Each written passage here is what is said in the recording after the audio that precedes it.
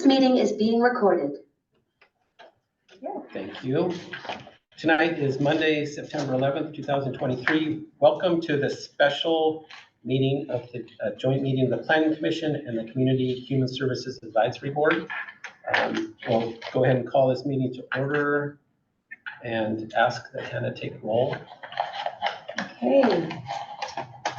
Commissioners present and establishing a quorum. Commissioners Blair, Bull, Dawkins, Lewis, Lockhart, Nugent, and Walker. Do you have this for? And group? I'm so sorry, what was your name? Roger Bacon. Bacon, okay. CHSAB. All right, and board members present. We have board members Harrigan, Bloss, Falk, Carroll, and Bacon. Loss. And Bloss. Oh, yes, got it. Thank you. Fantastic. All right. Thanks, Hannah. At this time, we have we set aside time for public comments. We have 3 minutes for anyone who would like to make any public comments. Do we have anybody in the waiting room that you can see? We do not. Okay. Thanks very much. Next item of business is the minutes from the prior meeting. These are August 28th minutes. Any edits? Oh, Commissioner Lockhart. No edits, but I move to approve the minutes from the August 28th, 2023 meeting. Thanks, Melanie. Like to second the motion. Thanks, Commissioner Walker. All in favor, please say aye. Aye. Aye. Opposed? Okay, minutes approved. Next item is a new business item. And we have a number of guests. Anita will be guiding us through this, yeah? Yes, I will. And this is important enough, we should probably see you once a month. Yeah, Yes. Yeah. I can come once a month. That's how important it is. So thank you all for being here. Yes, thank Go you. Good evening, everyone. Good evening, planning commissioners and CHSAB members. It's great to have this joint meeting. It's been a while. So for tonight's agenda item, I will be discussing middle housing and the middle housing grant project outcomes. So I'm going to give a quick overview of the grant, and then we have 2 presentations. Our first presentation will be by Dave Osaki from the Department of Commerce. And then we have our consultants, MIG, who worked on the grant. And for tonight, it looks like we have CJ, who will be giving the presentation. And then we also have Alex here for any questions that you may have. Welcome. Thank you for coming. And then after the presentations, I will be discussing next steps, and that will include bringing back the draft middle housing code. So House Bill 1220 was adopted in 2021, and it provided new requirements for updating the housing element of the comprehensive plan. One of those requirements is to undo racially disparate impacts, displacement, and exclusion in housing. The city applied for the Commerce Grant in 2022 and was awarded the grant in 2023. This grant gives us the opportunity to draft a middle housing code and also to get a jump start on updating the housing element under the new requirements of state law. And the majority of the work that we had the consultant do, which is MIG, we had them do a racial equity analysis report, which is included in the agenda bill. And so this RDI work is extremely important because it will help the city formulate housing policies that will be inclusive, address all income levels, and minimize displacement while creating opportunities for middle housing options. Sorry, I'm getting full game. Oh my gosh, sorry. I'll be there soon. The grant was successfully completed in July of this year. And we're excited to share this work with you. And to get started, I will turn it over to Dave. And welcome, Dave. And if some of you do not know, he used to be the Community Development Director here at Monroe. So it's great to have you here, Dave. So I'll turn it over to you. Great. Thank you very much. Can you hear me okay? Sure. Hopefully. Great. Thank you. So members of the Planning Commission and members of the Community Human Services Advisory Board, my name is Dave Osaki, and I'm with the Washington State Department of Commerce. And this is going to be the most difficult part of a presentation for me. Let me see if I can share my screen. So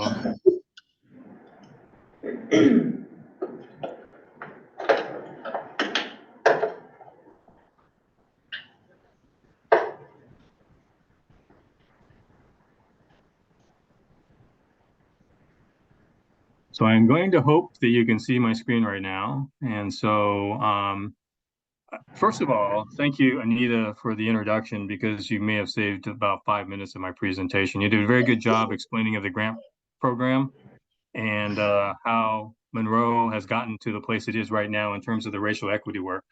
So as I said, my name is David Osaki, and my work at Commerce right now is focusing on middle housing policy. So that's implementation of House Bill 1110 and a variety of the work products that are going to be associated with that effort. City of Monroe is not subject to House Bill 1110. So you might be asking right now, why is a middle housing policy specialist talking to you about racial disparate impacts? And Anita did a very good job of explaining that. Back in 2022, which was just last year, the Department of Commerce had a grant program, and the grant program was prior to House Bill 1110, but the intent of that grant program was to allow jurisdictions to begin to explore opportunities to provide for middle housing in their codes in their communities. But also associated with that grant program was a requirement that the jurisdiction prepare a racial equity analysis. And that racial equity analysis pretty much mirrored the requirements of the housing element for racially disparate impacts and exclusion and displacement. And so this presentation tonight, actually, I like the way that the City of Monroe has done this tonight, because I'm going to talk about basically the recommendations for how Commerce would like to see jurisdictions prepare a racially disparate impact analysis or do your racial equity work. And then my understanding is following me, you'll hear from your consultant to explain the work that was done. So you're going to hear from me kind of the general outline of the racial disparate impact guidance that Commerce has prepared. And then you'll be able to see how your consultant in the city has actually implemented that in terms of the racial equity work that it's done. For those of you that may not be familiar with Commerce, just quick introduction. Many of you on the Planning Commission would know Commerce from the standpoint of being involved in growth management work, and that is certainly true. But Commerce does many more things in terms of strengthening communities, working on small business assistance, energy issues, economic development. My role is in this, well, for you to be the lower left-hand corner, the planning and technical assistance. So I'm part of the growth management division here at Commerce, working on growth management issues. So what I'm going to talk about tonight, just really quickly, I like to start off a presentation or end a presentation with some outcomes or results from a Department of Commerce, Puget Sound Regional Council statewide survey. And then I'm just going to talk a little bit about the general background that I think Anita already covered about some of the changes to the housing element. And then I'll get into the racially disparate impact discussion, which again, pretty much mirrors the racially disparate impact guidance documents that Commerce has produced. So if you go to the Commerce website, you'll be able to find documents that talk about how Commerce is recommending jurisdictions prepare their racially disparate impact work to comply with the housing element requirements. And then very, very quickly, I'll end up by just identifying some of the resources available through Commerce that you'll be able to access either as planning commissioners on your own or your staff will be able to access for you. Hey, Dave, this is Jay. We do have a commissioner with their hand up. I wonder if we might just briefly stop you for a second. Sorry. Commissioner Dawkins? Yeah, I think the MCC room is not muted because it's pretty loud over here.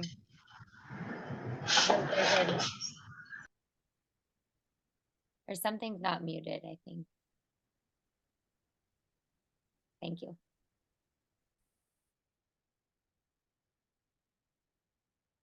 Oh, were you talking about maybe that background noise? Okay. So I'll just keep going unless I get told to stop others. Okay, great. Thank you. So I wanted to talk just a few slides about a joint housing opinion survey that was commissioned by the State Department of Commerce and the Puget Sound Regional Council. And even though the Puget Sound Regional Council was involved in this again, it was a statewide survey specifically dealing with housing. And the reason I like to bring this up is that one of the questions in that survey was for respondents to identify the top 2 issues that they felt the state was confronting right now. And these weren't just a series of issues that related to housing. It included items like economic development, transportation, climate change, and even public safety. And the 2 top issues that were identified by the respondents in that survey were housing costs and homelessness. And so I would almost say that if you did this survey again today, you'd pretty much get the same result. But 77% of the respondents said rents are too high. 75% said it costs too much to buy a home. And over 80% says more reasonably priced housing is needed in their communities. And then another question I like to point out is that the respondents were asked about the role of government in dealing with housing issues. And so 83% said that they want government agencies to work together more to address the need for housing. And about 2/3 said that government agencies should do more to provide housing that's not being delivered by the market. And the reason I bring this up is many of you know that you will hear, or you do hear, individuals that basically say that if government just gets out of the way, the problem will be solved. And what we're hearing as part of this survey is just the opposite.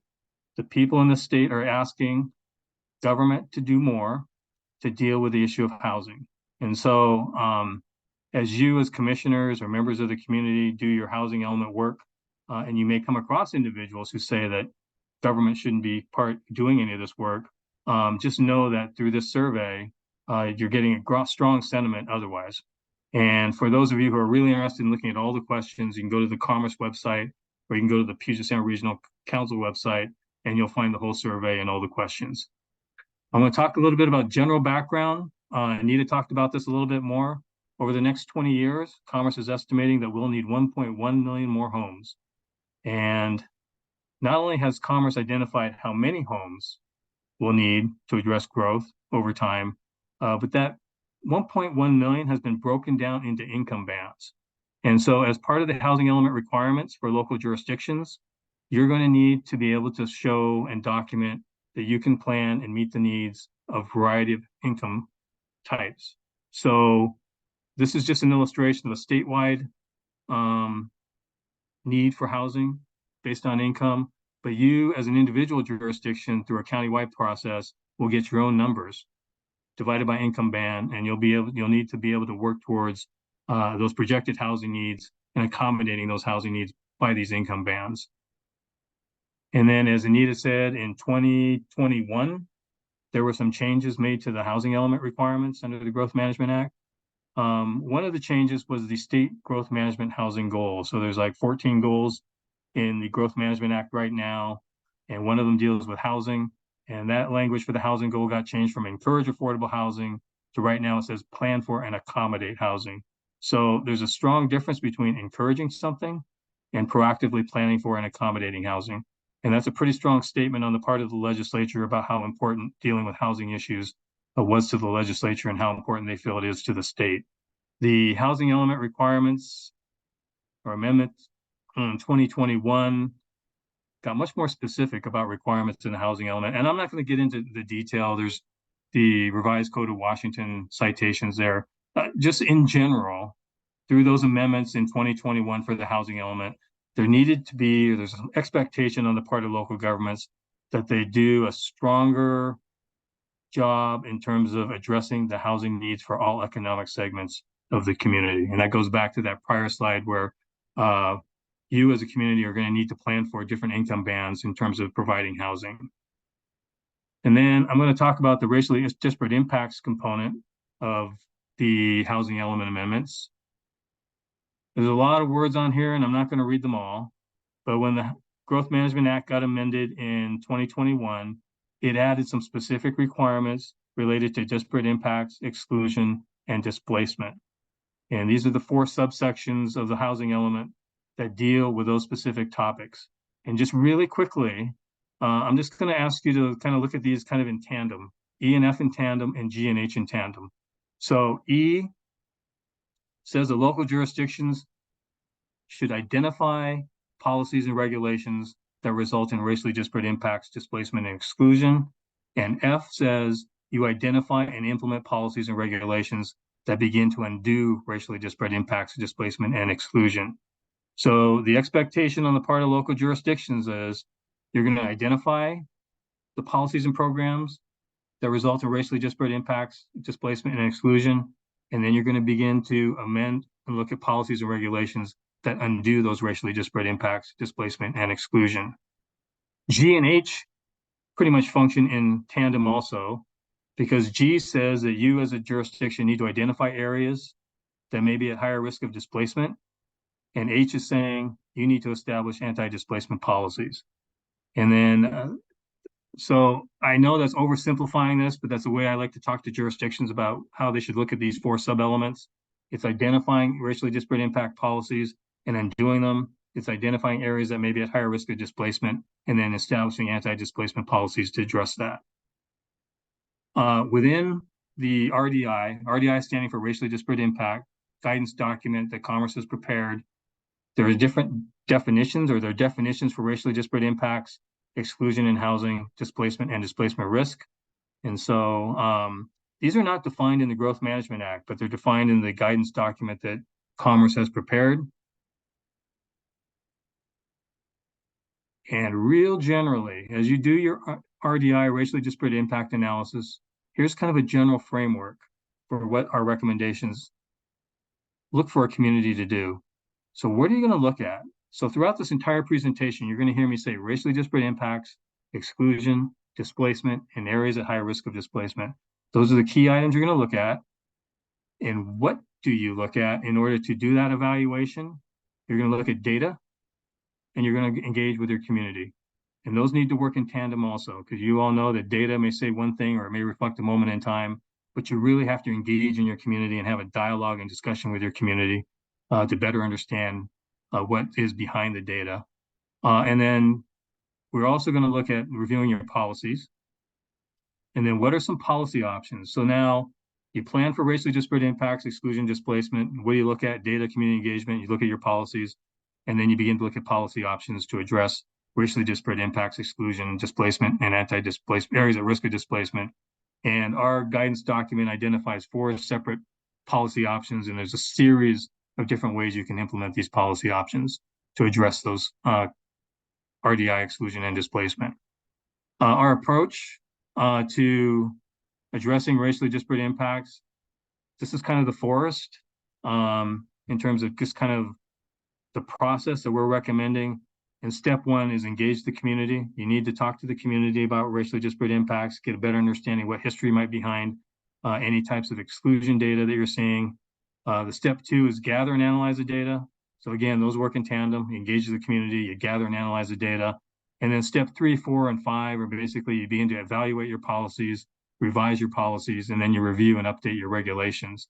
Again, community engagement is kind of the thread that kind of binds all these different steps together. So you need to engage the community as you do this entire body of work. And I won't go into a lot of this in detail. I'm going to go through those 5 steps, but I just want to let you know maybe just a few items here and there. So engaging the community, you know, who lives in your community, who doesn't live in your community. Consider your community's history. What type of events or actions have you had that may have had a racially disparate impact? If you can find there's been examples of exclusionary covenants or deed restrictions, those would be things you would look for. You know, who has been subject to disproportionate challenges of race, including displacement or exclusion? So some examples of what you might want to do, or an example you might want to do is talk to your historical society, because those individuals have a great deal of history and background about what's happening in your community. You may talk to seniors in your community, go to your senior center and just have a discussion and dialogue about what they remember has taken place in their community. But the idea behind this is you want to engage the community and talk to them about racially disparate impacts, exclusion, and displacement. And you do this as just part of your general public participation effort. But what I also want to mention is that just this year, I talked about statewide planning goals, and there's a statewide planning goal that talks about citizen participation and coordination. And that goal was amended this year as part of the climate change bill. But even though it was amended as part of the climate change bill, this goal applies to any work that a jurisdiction does regarding amending your comprehensive plans or amending your development regulations. And so the language in orange was added this year as a statewide, as part of this statewide planning goal. And it specifically said, you want to encourage the involvement of citizens in the planning process, and then added including the participation of vulnerable populations and overburdened communities. So as you do your outreach from here on any matter related to your comprehensive plan or amending your development regulations, you're always going to want to have citizen participation and coordination, but you want to make an effort to include vulnerable populations and overburdened communities. Step 2, I talked about collecting and gathering data. Our guidance document talks about different types of data that you can collect to evaluate and analyze racially disparate impacts, exclusion, displacement, and displacement risk. You're going to want to disaggregate that race or data by race or ethnicity, comparing impacts or effects between groups. You can measure exclusion, and there's ways that you can measure exclusion through data. And then you're just going to want to put those findings that you get in terms of your data into historical context. And again, that involves talking to your community and interpret the results with impacted communities as well to see what the perspective they have regarding what the data show. And for your information, Commerce has actually developed a body or a set of data that jurisdictions can use to begin to do this evaluation. And our data has information about racial composition, cost burden, income, tenure. And just by coincidence, when we do this presentation, we have a graphic here. I'd like to say that I did this graphic because I'm talking to Monroe tonight, but actually this is a graphic that we use as an example of that data when we go out and talk to communities. So, here's some of the racial composition data for Monroe compared to the county in 2020.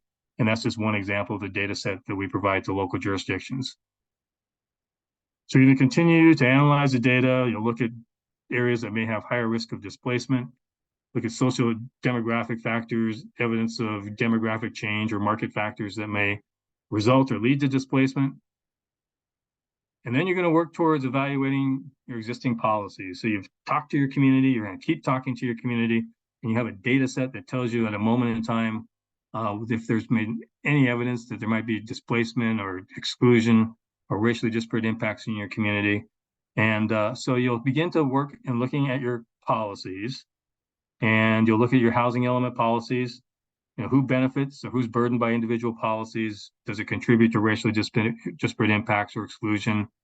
And your analysis should also consider relationship of policies and other plan elements. So sometimes your land use element will have policies that basically function as housing policies themselves, or you might have policies in your capital improvement program that talk about where you're going to target investment and capital and projects. And sometimes those policies have a tendency or bias, for example, to direct capital improvements maybe towards higher income neighborhoods. So, take a look at all your policies to see if there might be any racially disparate impacts or exclusion or displacement impacts or effects associated with those. And we have in Commerce developed kind of this framework to evaluate their policies. I won't go into this too much because actually I looked at your racially disparate impact work, and I believe your consultant actually used this framework. But the simple way to explain this is we're asking jurisdictions to look at their housing element policies and then just kind of grade them. Are they supportive? And basically that's the best alternative. It actually supports addressing racially disparate impacts, displacement. Do they kind of approach addressing those impacts? And that's kind of, well, it's a good policy, but if you work around the edges on that policy, it can be a stronger policy. And then we kind of said, if a policy really challenges a jurisdiction's ability to meet identified housing needs, then that's basically what we said. It's a challenge statement. And I believe your consultant probably will talk about this kind of framework as it relates specifically to your policies a little later. And then you've gone through the process of community engagement, you've looked at some data, you've looked at your existing policies, and then obviously the next step is if you can make your policy stronger, you do that. If you need new policies, you do that as well.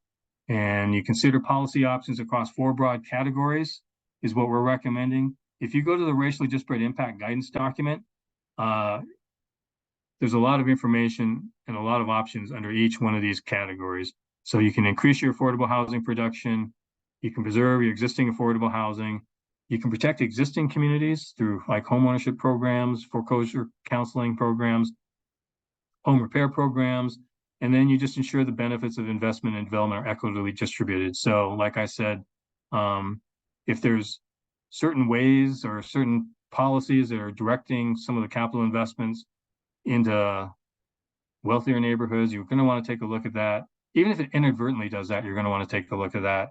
And then you're going to work with community groups and see if there's opportunities to work with community groups to strengthen businesses or strengthen home ownership in maybe neighborhoods that are subject to exclusion or displacement. And finally, you're going to want to review and update your regulations. Again, that framework, affordable housing production, existing affordable housing preservation, protecting existing communities, same 4 categories. But again, if you go to the RDI racially disparate impact guidance document, there's about 2 pages of strategies behind each one of these.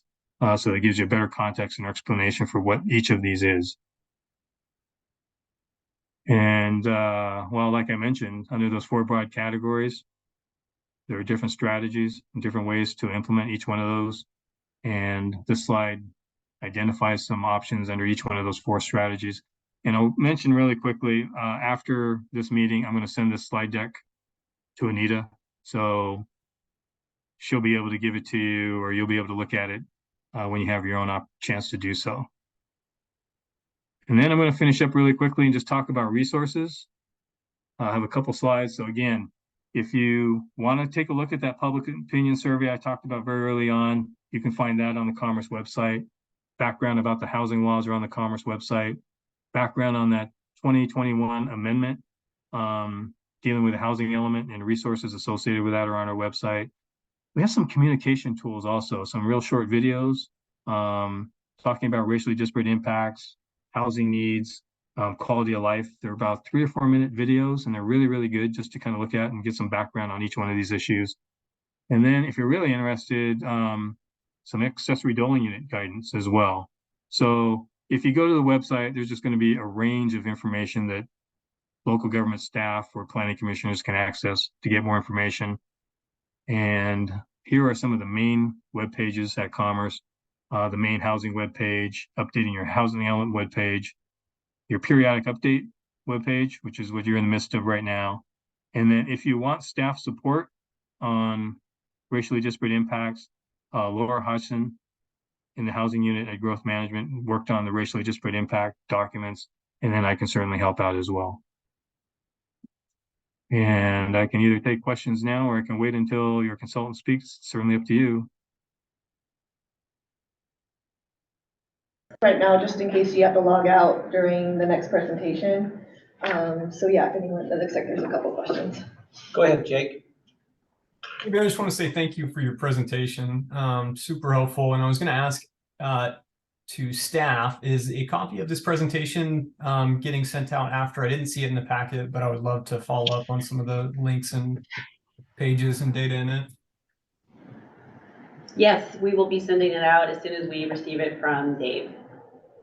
Perfect. Sorry to put you on the spot, Dave. No, that's okay. And I'll just admit I was working on this up until the last minute. Otherwise, you would have had it sooner. See any other questions, Anna? Any other hands? I can't see Kelsey and Liz.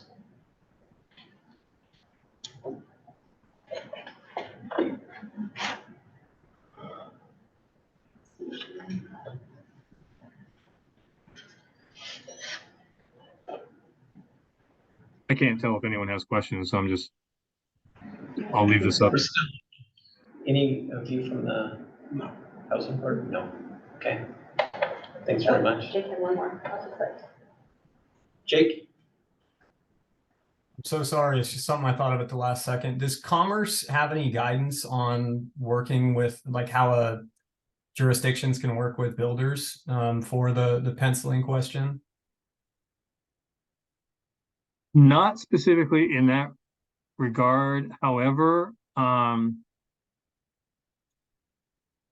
let me do the best explanation I can do right now. We have a pro forma tool on that was associated with middle housing that's on our website that you can access, and it allows you to plug in and plug and play a variety of different things like parking spaces, open space, and it helps you a rate of return, permitting timelines, and items like that. And it helps you begin to identify by jurisdiction kind of what the break-even point is based on some of those inputs and factors. And it lets you do a little sensitivity analysis on terms of what in your area or community really affects the ability of a builder to get an adequate rate of return on certain types of middle housing projects. And so again, that's on one of those, it's on the Commerce Middle Housing webpage. And so if you go there, you can look for a pro forma tool that you can work with. Awesome. Thank you again.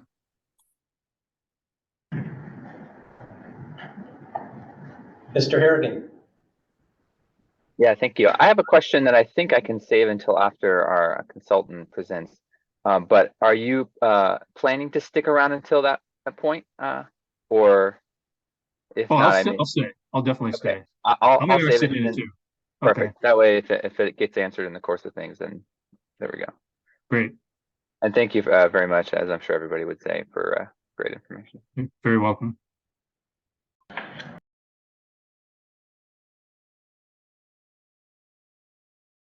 We'll go on with the next presentation.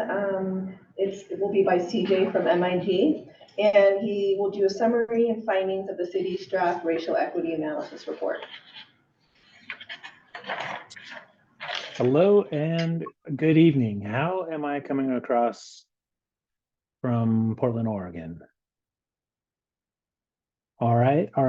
Let's see if we can get share screen going on here.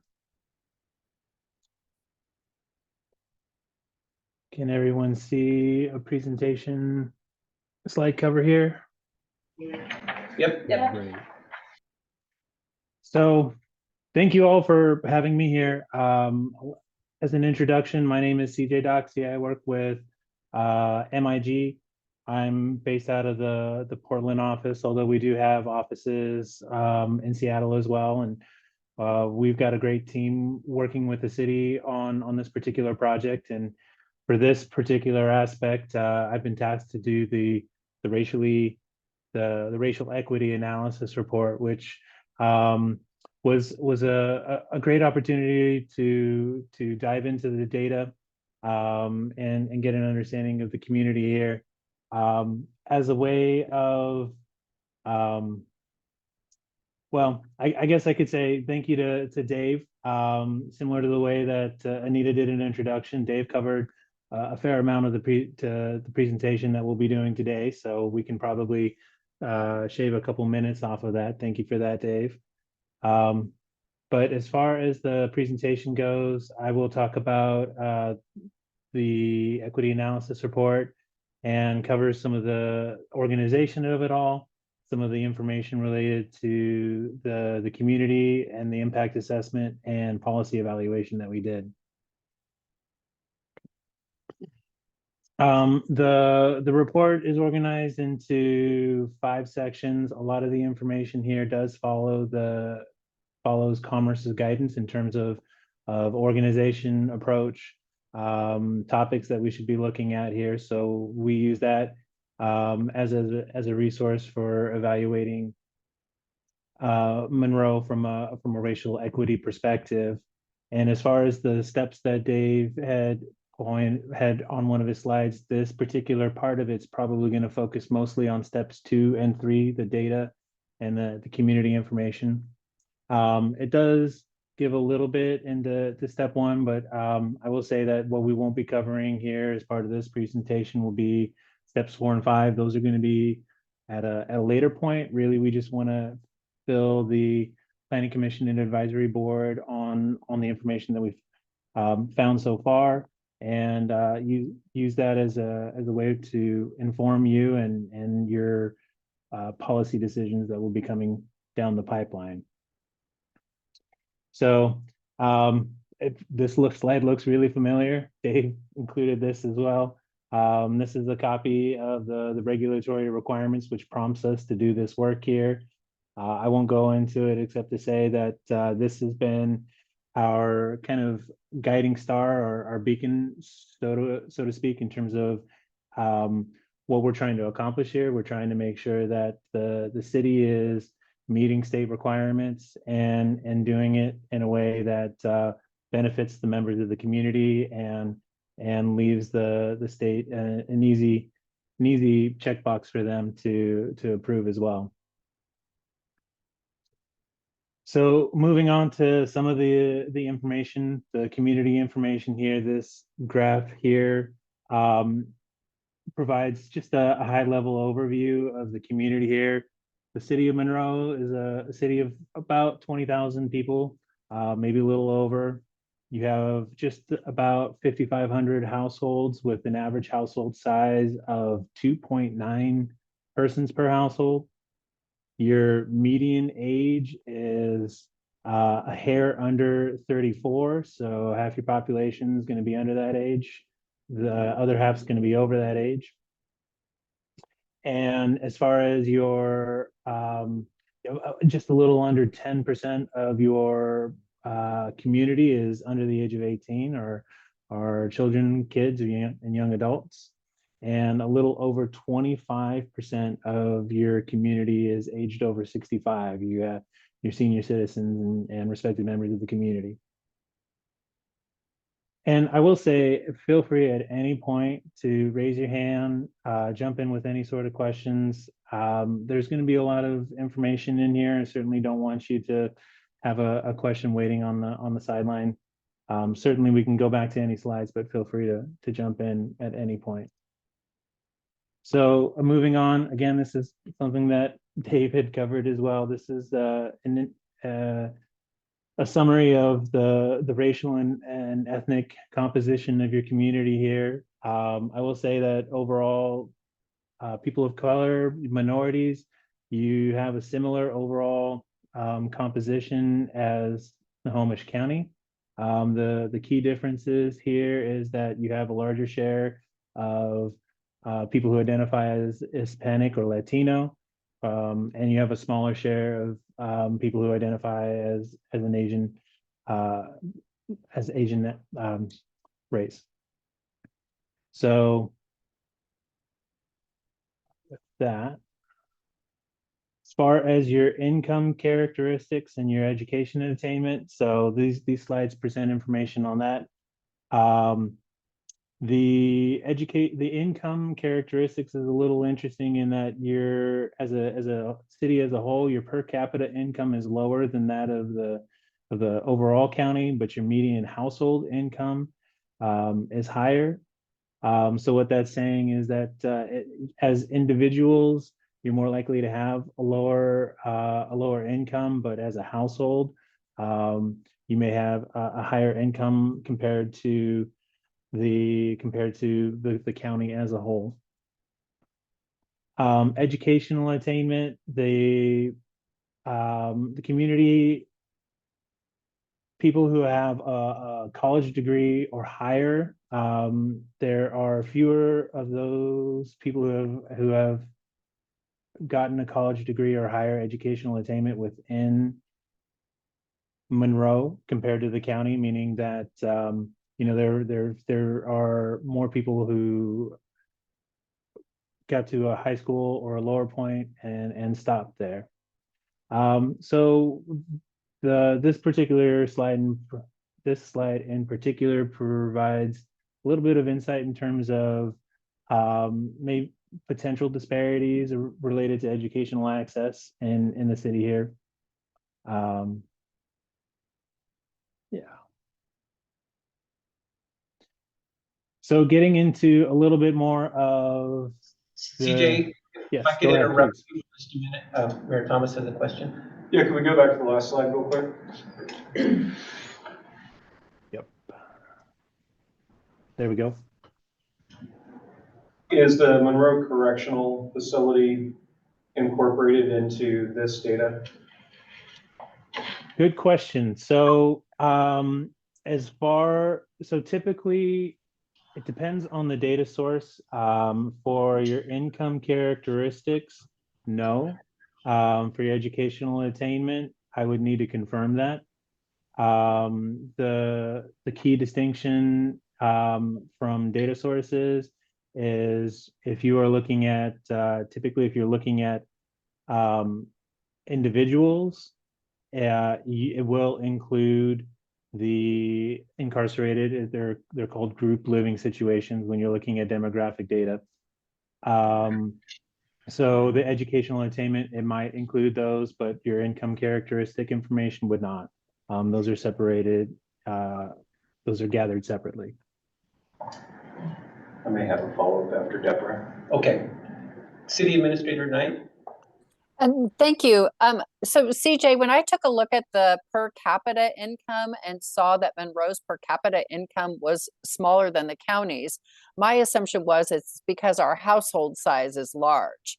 So our family size is bigger, which means that our incomes would be lower because we have more children under the age of 18. Yeah, that's an interesting interesting insight. Let me pull up my information here. We didn't We have do an age. significantly higher per household numbers than the county does. I think we're at like 2.7 or 2.8 persons per household. Right. Yeah, no, the cities is 2.9 persons per Oh, household. it's gone up. It's Mhm. higher than it used to be. So yeah, you have more people in a household. We didn't get information. We don't include information in our report comparing the persons per household between the city and the county, although it would probably be good for us to include that information as a way to provide insight or support the distinctions in per capita income, like the observation you made. Thank you. And Deborah, from median household income, that's not surprising why Monroe would be higher with, you have more people living in the house, all of those jobs and incomes are counted as a part of that. And so, you have a couple more incomes in there that does start to change kind of what the composition is for the household compared to just, individual. Mm-hmm. Jake? I wanted to go back to Jeffrey's original question because I think this came up a few months ago as well. I think since we use the census data, the parcel, the tract that covers the prison is included in all of this data.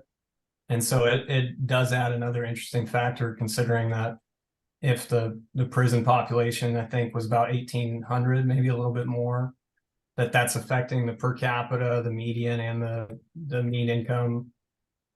It's interesting. I think back then we talked about potentially separating the parcel, or that idea just to see the difference in the numbers, but yeah. Yeah, no, that's a good point. I think the distinction in something that I'll want to go back and confirm and double check is for a lot of this information, the information does come at a city level or is aggregated into a city level, which would include parts of a census tract, since those boundaries don't always line up. But there is some information that does look at it at a census tract level, and I'll be sure to, where that is present, I'll be sure to point it out. So for the purposes of this presentation, if it's information like this, income characteristics or educational attainment, those data sources being either the U.S. Census Bureau or HUD, those will all be focused on the city boundary proper. Thank you. Brandy has a question. Yeah, I do have a question. Could also the per capita income versus the median household income be showing us that there's more than 2 or 3 or 4 adults that all need to live at one household to make their rent? Is that also what one of those, it could be an indication of? I think that's a potential observation you could make off of that. I think making a direct link between those two things, we need some additional information, and to this overall planning effort, that's where a lot of the information from to Dave's slide and step one, where you're engaging the community, will be able to support that observation, and you'll be able to make that sort of finding through talking with people who are in these living situations. Mayor Thomas.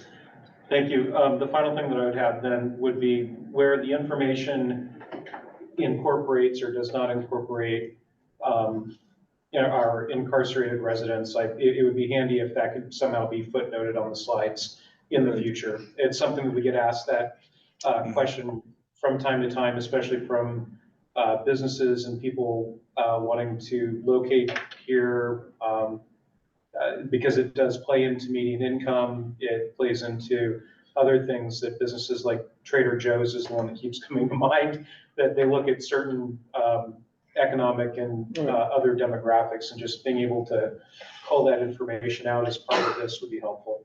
Thank you. No, thank you for that. And I think just as a general rule of thumb, when you're looking at this type of data, demographic data from the census, you would be confident in saying that if it is looking at total population, in whatever respect, it does include the incarcerated. But when you're looking, where it does get separated out is when you're looking at anything that has to do with the household. So for our purposes in the report, I think we'll review the materials in it. We're looking for feedback from you in terms of the things that we should be paying attention to and how we should be factoring that in. And this is exactly that sort of thing that we're looking for. James. Yeah, I just want to quickly say that Commissioner's Blair comment is, I think, really astute. I think we should keep track of that one in terms of multiple adults, multiple potential families inside of a single residence. That's making that number look high. Mm-hmm. Yeah, and just for some context too, when we were doing the Parks and Rec open space plan, this was also a conversation about both population within the city, whether it's incarcerated or non-incarcerated. Community attributes, which is also on our team for the comprehensive plan, is doing some economic development work. Did do some analysis between, what's the impact on population and demographics within the city compared to the prison end. This is a little bit dated. It's from 2020, but not too far off. If you remove the incarcerated population, the city is generally less diverse, but it's also younger. And so there are some impacts of prison population with some of these demographics. So we can certainly footnote that as we move through this, and be clear about whether this includes prison populations or not. Mm-hmm.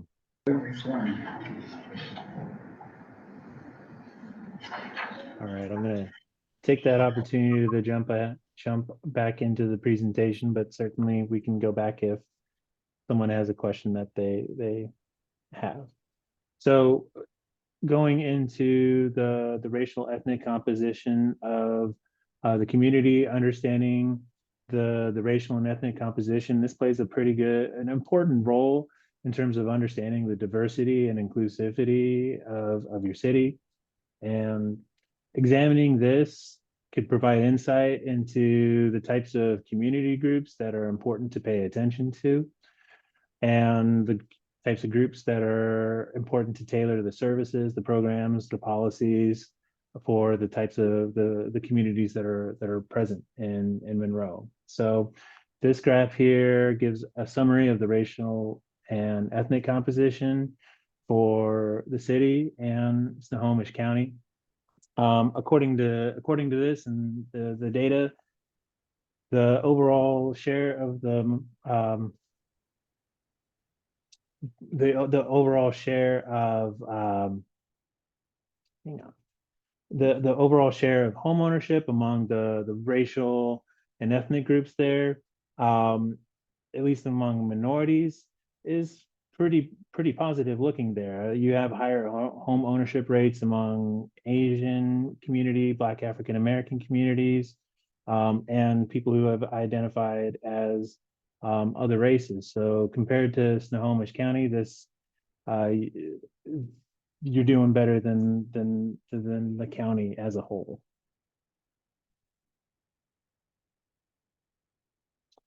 Breaking it down into an important aspect is looking at the cost burden aspect of it. Understanding the cost burdens by particular race or ethnic groups is an important aspect to understand, especially as housing costs are increasing and relative to incomes.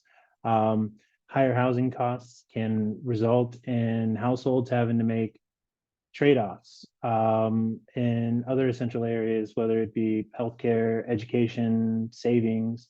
So having high housing costs has a rippling effect in terms of quality of life and other aspects that people have. So with this information here, this particular slide is looking at homeowners in particular, and the amount that are cost burdened here. The gray bars on this graph indicate the percentage of homeowners by racial and ethnic group that are cost burdened. And as you can see here, Black and African American people in the Monroe community have a high amount of being severely cost burdened. Certainly in an area that would be worth noting and paying attention to, but you have cost burdens for all other groups in general in particular. The information for renters is fairly similar. It follows a fairly similar trend. I think the key observation here is that among your Black and African community, that amount is just all severely cost burdened. There's no renters that are not cost burdened in that area, and I think that's something that is I wouldn't say it's unique to Monroe, but it's something that is very important to pay attention to in general. Tony. Yes, for a household that has several people with incomes, they would be not cost burdened if their combined incomes weren't going 30% going to for their rent. And so two people who could not rent on their own living together because they don't want to be cost burdened, that would not be reflected in this, would it?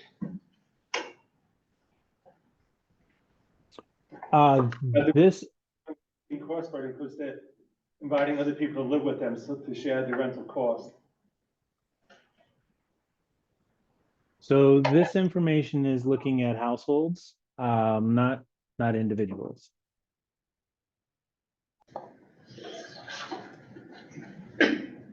Right. Mm-hmm. So if you want to put that into add a little perspective in terms of the household income slide that we showed earlier, where there's a higher amount of household income compared to Snohomish County, you could make an observation that even though that it is high, certain groups in the community are still having still being burdened by the cost of rent or the cost of ownership. The different people who are living together might be related only because of financial need. Correct, yes. All right, the next slide, this is information on displacement risk. The information here is based off of a study that PSRC, Puget Sound Regional Council, developed that combines of various social and economic factors to try and determine what the displacement risk is based off of census tract information. So this is a particular data point that does look at census tracts, not cities. So something to keep in mind here.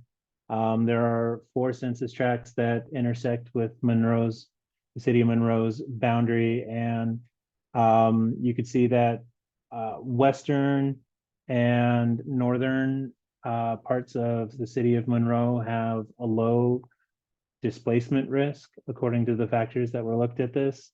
and central and southern parts of Monroe have a moderate risk of displacement. I think the what's not said here is that none of the areas, according to the study, are shown as being high risk, which is a good aspect to be in. Even though they're not showing as high risk, that doesn't mean that we don't need to be mindful of displacement though, right? Because if our Yes. highest risk people are still at moderate risk, that's still something we're supposed to be watching out for. Yes, correct. I have a follow-up question. So this is based on racially information, if people are going to face displacement. Is there a way to also correlate that to income based?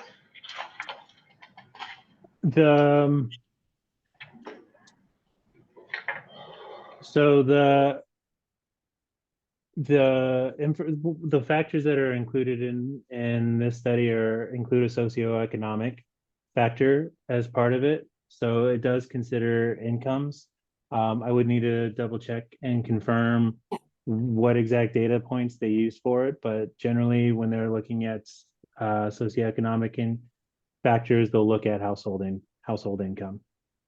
So I'll jump in as CJ. They did look at one of the socioeconomic or demographic information was household income, and the description that PSRC had used was, what is the percentage of population whose income is below 200% of poverty level?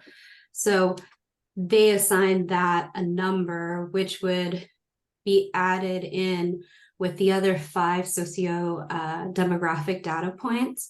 And they came out with the number for socioeconomic or socio-demographics. And then they had 4 other data groups that they looked at, which included transportation qualities, neighborhood characteristics, housing, and civic engagement. So housing, they did look at cost burden as well. And median rent. So that kind of took care of the income data points. But one thing to note here is that it was not disaggregated by race or ethnicity. Mm-hmm. Sue, could you quickly introduce yourself, please? Oh, I'm sorry. My name is Sue Garner, and I am working on the project with Alex and CJ. Thank you. Thanks, Sue. Deborah? Yes, I was going to ask how is low, low, moderate, and high risk? How are those determined? How are they defined? And I think, Sue, you mentioned some of the factors that went into that, but what's the formula that determines low, moderate, and high risk? Yeah, so that's a really good question. And it took me a while to figure this one out. But the 15 indicators all were assigned a score. And then the score there was a sum of that. And so low, moderate, and high was based off of where the city's score fell in their range of thresholds. I can look that up. Oh, actually, so I have it. So higher risk are census tracts with scores in the top 10% of the score range. Moderate risk is census tracts that are in the next 40% of the score range, and then lower risk was scores in the bottom 50% of the score range. So if it was, I guess it was good, it's not the right word, then you got a lower score. If the risk was high, then you would get a subsequent higher score. I don't know what the actual breakdown is, but the the sources that they pulled from were the US Census Bureau, as well as HUD information. And it looks like they did the most recent that they could. So was one of the factors zoning? Because it seems to me that displacement risk, of course, is being driven by, not just socioeconomic factors, but also the zoning, right? What's the property owner's incentive to change what's in place currently? So they didn't look at zoning outright. The closest indicator to zoning is development capacity. Yeah, okay. Yeah, as well as proximity to core businesses, to civic infrastructure, and to high income neighborhoods. Interesting. Thank you. Kind of a gentrification score. Yeah. Yeah. Thank you. Liz? I think that kind of answered my question, because the zone, I was gonna ask if it took into account the fact that this zone happens to be where our apartment buildings are, or higher density housing happens to be in that zone. So it's actually, it's interesting, not necessarily with this specific indicator, but the buildable lands inventory that the county did and that we're using for the comprehensive plan. A number of these locations were identified as potentially redevelopable. That's often, essentially a metric that you use where your land value is actually more valuable than the structure itself. And so there are kind of, I think, specific instances here from a land use side that coincide with what you're seeing with some of the demographics. This is also an area that is the most diverse and that has the most economic challenges based on some of our other analysis that we did. So you're seeing, if you start to put a lot of these pieces together, as Deborah mentioned, this is kind of a gentrification map. There are a lot of factors in play here, not just about the RDI impact, or with the displacement risk mapping, but some of the other factors that start to go in that we'll have to talk about as we get into future land use and what that starts to look like, because this is an area that has been identified where it's potentially redevelopable just based on the county's metrics for what your capacity is within the urban growth area. So this is a piece of the puzzle for housing, but it does translate directly into some of the land use discussions we'll be having. I was gonna say, can you James? And we lost Liz. She started asking another question. Oh. I was gonna ask you define what you mean by redevelopmentable. Yeah, so a lot of times, like a model, a land use model that counties use, and all the counties in the state are using this right now for comprehensive planning purposes. And they'll use a metric often, which is a percentage of, or a comparison of the land value to what the improved value is, which is essentially the structure. So if, say, you have a 1 acre parcel that's worth $1 million, but you have a house that's worth $500,000, potentially that parcel could come up as being identified as redevelopable because the land is more valuable. It doesn't mean that it will be redeveloped. It's just an indicator that starts to show where there's an imbalance between the cost of land versus the cost of an improvement. Okay, now James. Okay, thank you. You said this was they based it off of the most recently available data. Do you know what year they are drawing this data from? Yeah, so parts of it, let's see. I'm looking at their thing right now. So parts of it are 2017. And some of this is also data that PSRC have pulled together themselves. And then let's see, for the HUD information, it's 2011 to 2015. And that was what CJ had just presented on for the cost burden households. I do see here for some source dates of 2022, but they do note that those are ultimately estimates for when the methodology was pulled together. Okay, thank you. I bring that up because, well, as somebody who lived in that exact place and as a renter and was displaced following the pandemic, I think rental rates are going to be dramatically different than the ones they were looking at for these data. So this is where I think when we talk to the community, we'll see something very different. I think we'll see some red if we were to have up-to-date data.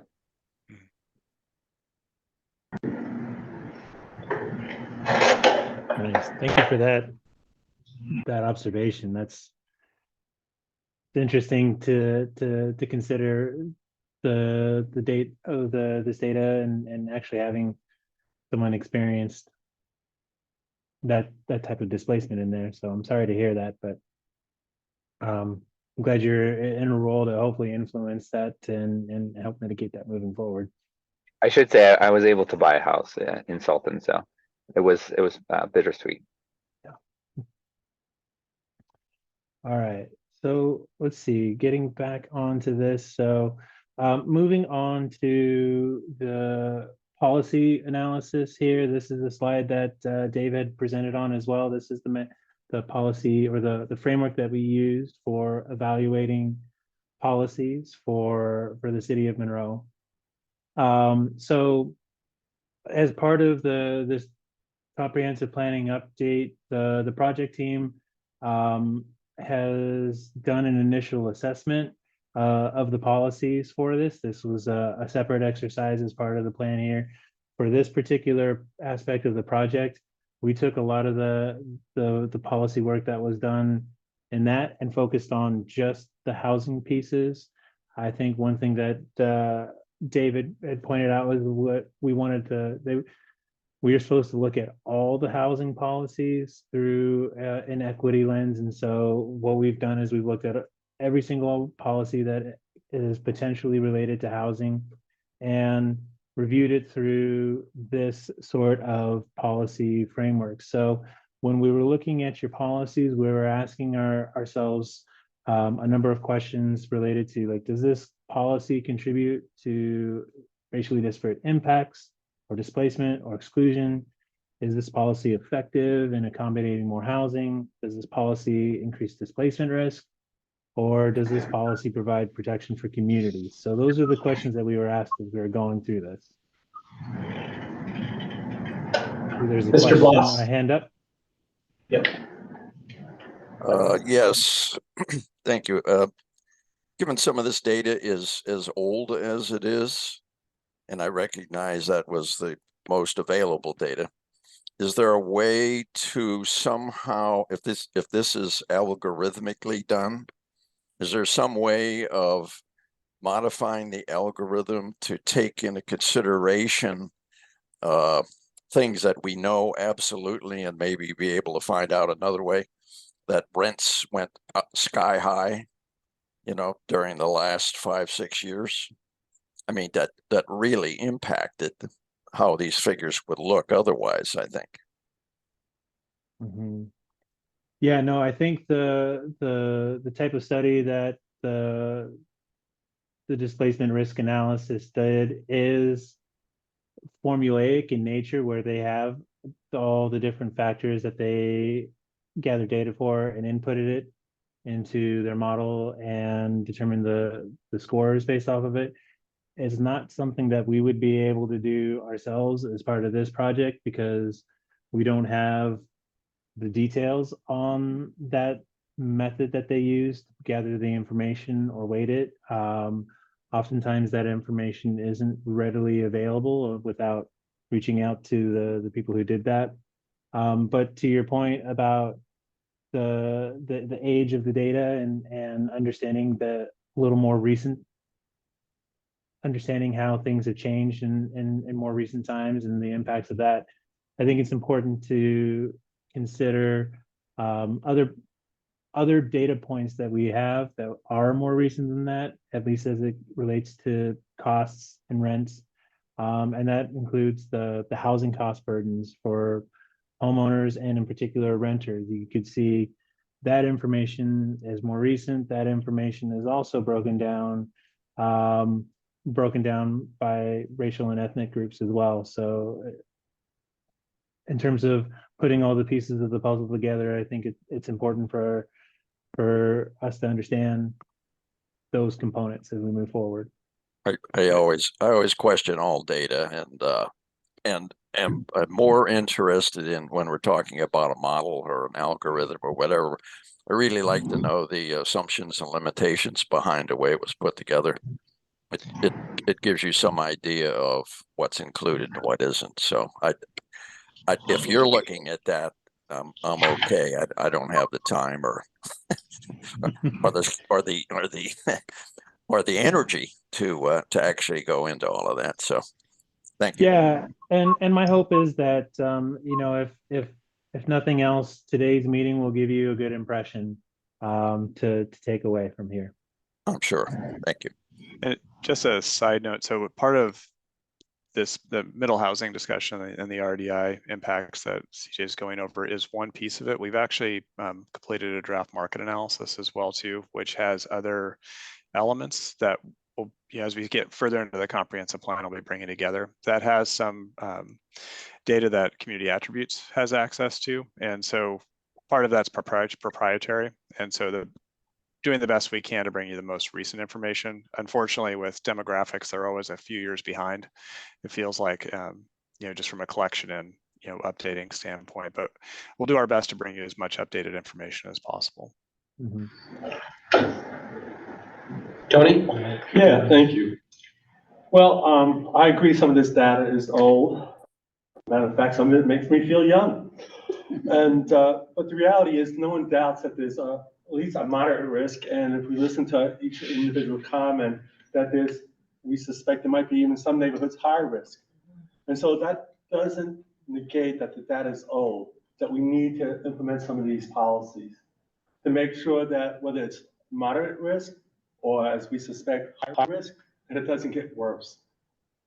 And so it's been an interesting discussion about the age of the data, but the reality is that we talk to our neighbors in our community, we are compelled to act as quickly as possible, adopt some of these policies to make sure that our neighbors are not displaced. Thanks, Tony. Jake? I just want to confirm that was data from 3 census parcels. That's the only amount of them that go through Monroe. 4. We'll go back to the map here. And as Tony, you said it really well. I mean, I don't think it's a surprise to any of us that there is going to be a portion of Monroe that has a displacement risk, and I think that the parcel that is moderate risk kind of would make sense compared to north of Highway 2. So age of the data, whether it's 5 years old or it's brand new, I think that this makes a lot of sense. So yeah, appreciate you guys bringing it forward. And well said, Tony. Thank you. Mm-hmm.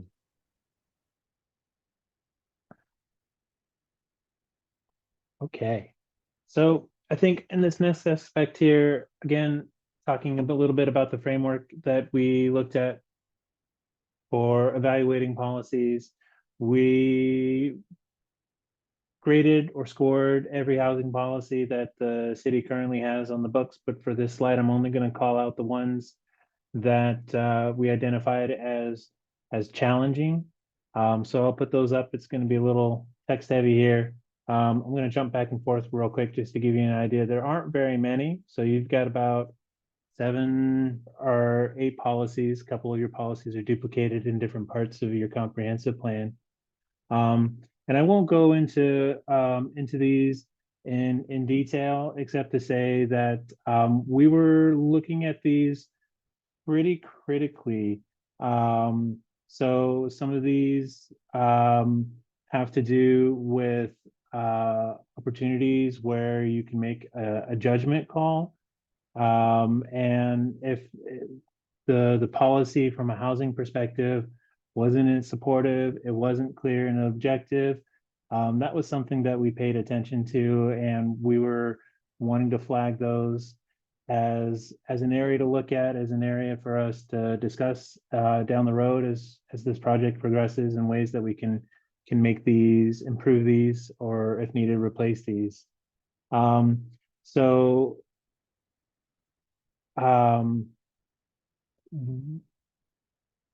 with this, I'll give it a chance for anyone to read through these, and if there are any questions, we can go through these. Melanie? Yeah, I know, obviously we reference cost burden and there's a general idea of what that means, but is there like a specific, like a really specific measurement on what defines cost burden? What qualifies a household or individual as cost burden? Yeah, so cost burden is defined as a household that's spending more than 30% of their income on household expenses, including mortgages, rent, utilities, that sort of thing. So anything above 30% is considered cost burden. Anything above 50% is considered severely cost burden. Thank you. Or net on the paycheck.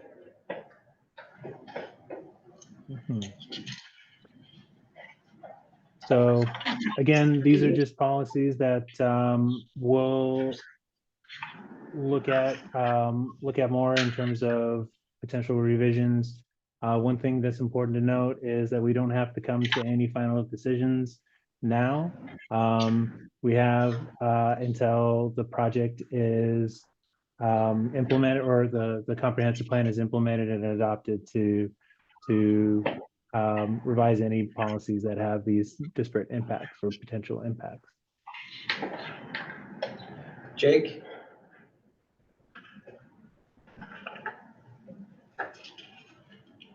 Jake, you're muted.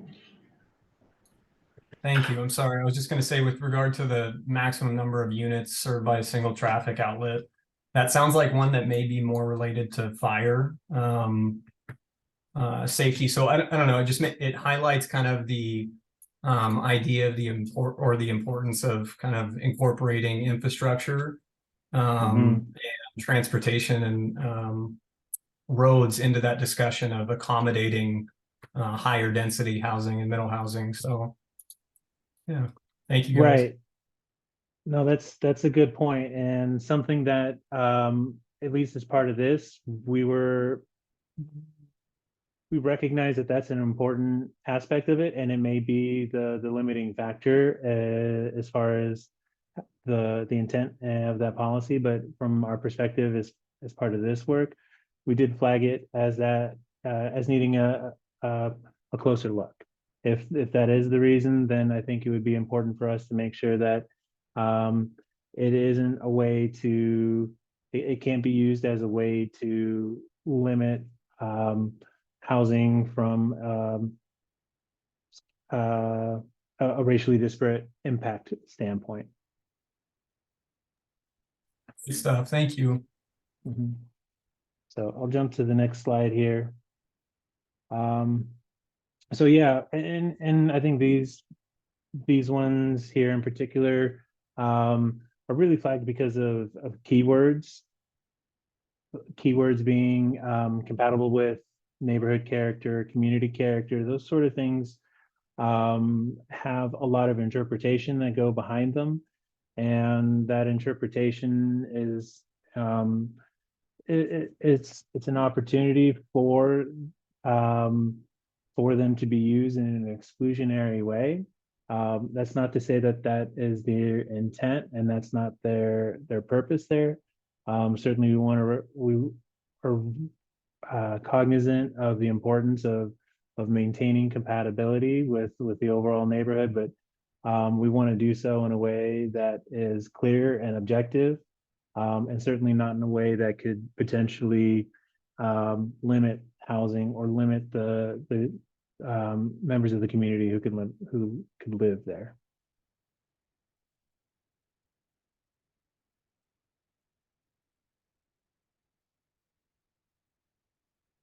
So again, we flagged a lot of these. I joked with the staff earlier about, we're really kind of setting you up and leaving you with a cliffhanger on these. I know that, a lot of this information, at least as far as the policies go, don't really provide a solution. And right now, that's intentional just because we're early in the stages, but that's something that, rest assured, we will be looking at. So moving on to housing policy recommendations, these are policy recommendations that have more to do with looking forward and looking at different types of strategies or approaches to addressing housing needs and impacts and deficiencies. And Dave's point, these are broken down into 4 different categories here. I'm going to go through these at a fairly high level, just because similar to the policy statements, this here is really just to present a menu in some respects. That menu being there's a lot of different things that the city can do, and a lot of that's dependent on the policy framework that you currently have or are going to be setting in place. It's also dependent on the resources that you have available. So right now, just looking at this information, it's important to understand that right now I'm throwing everything out there in terms of what can be done, but certainly we'll need to narrow that down over the course of this project here. So starting with increasing affordable housing production, this is one that has the most different types of strategies that can go along with it. And a lot of these have to do with generating revenue or getting new sources of funding that are dedicated or can be used to increase your housing production. So depending on the type of the strategy, it can be used on just increasing overall production, or it can be used on increasing regulated affordable housing production. It really depends on the strategy and the need, and sometimes you can kind of craft it how you want. But a lot of these will require some leadership, a little bit of direction in order to initiate. And I think as far as this, the Planning Commission and the advisory body is we want to plant the seed is for you to consider, which of these options really kind of strike you as being appropriate for the city, something that would be achievable given the information that you've learned about your community, given the information that you've learned about the impacts that are present in there. This is where you as a body have an opportunity to take action and really choose the best path forward. So more information will be coming on these. So again, this is another slide aimed at increasing affordable housing production. There's lots of different approaches that you can do to this. This particular slide has more to do with increasing the overall supply, not so much generating revenue, but just increasing the playing field that you can do a lot of these things on. So a lot of these have to do with things that the city has a fair amount of control over. That includes your development code regulations, the types of zones, any potential reforms to your zoning code or incentives that go along with it, or taking a stronger approach with maybe inclusionary zoning. So a lot of these things that will need to be considered. They may not be, and for all of these, they may not be implemented at the time of adoption of the comprehensive plan, but this is where you're really trying to set the stage for staff and others to give them the direction on moving forward. Other aspects is tenant protection programs. These look at policy initiatives or programs that are really aimed at keeping people in place making sure that your neighbors and your communities aren't displaced by market forces or things that are out of their control. So there's a lot of different things that you can do to help preserve that, help protect that. And aspects of that revolve around giving people opportunities to stay informed, to have a little more opportunity to be involved in relocating or staying there if they can, like a right to purchase sort of opportunity. And a lot of these have to do from like a landlord perspective in terms of trying to regulate or put a little bit of the burden on short-term rental regulations. So trying to keep the housing supply not as impacted by short-term rentals or taking housing off the market.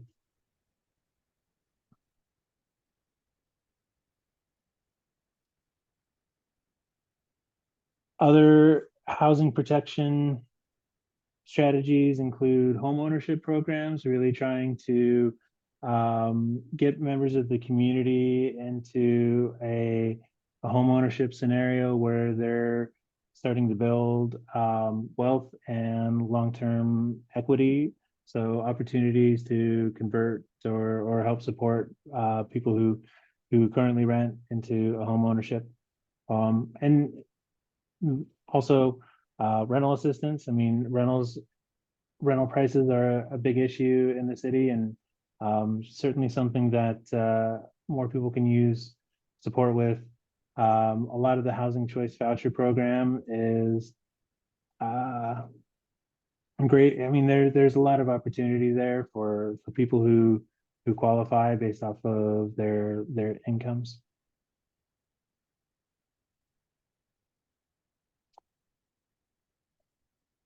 Another aspect would be preserving existing affordable housing. So these types of policies can look at maintaining or preserving your mobile home parks. There's a few of them in the city there. It's important to make sure that those are protected to the extent possible, just because mobile homes are a great source of affordable housing for residents and communities.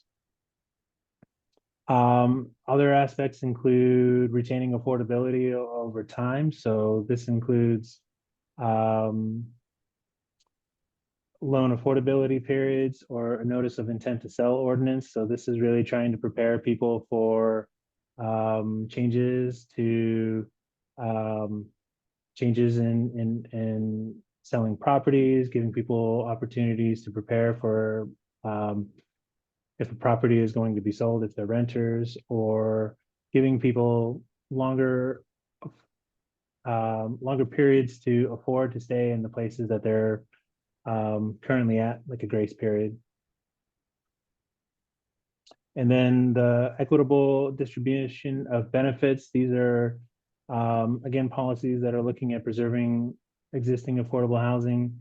And these are a little more oriented towards partnerships with the community in terms of creating agreements or supporting community-led investments that look at securing or producing more housing. These are where you're getting your friends of groups or your nonprofits and your religious organizations to really be involved and play a role in addressing the housing issues over time.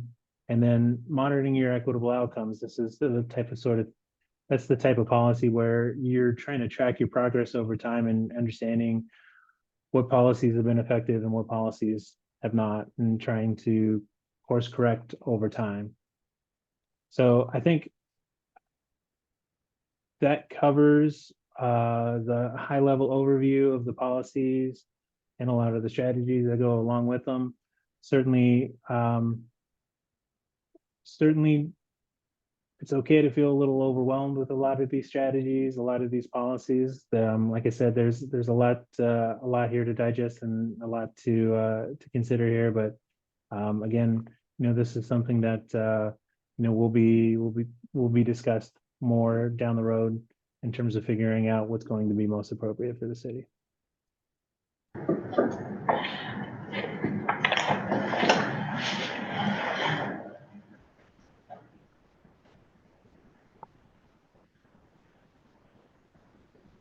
All right, are there any questions?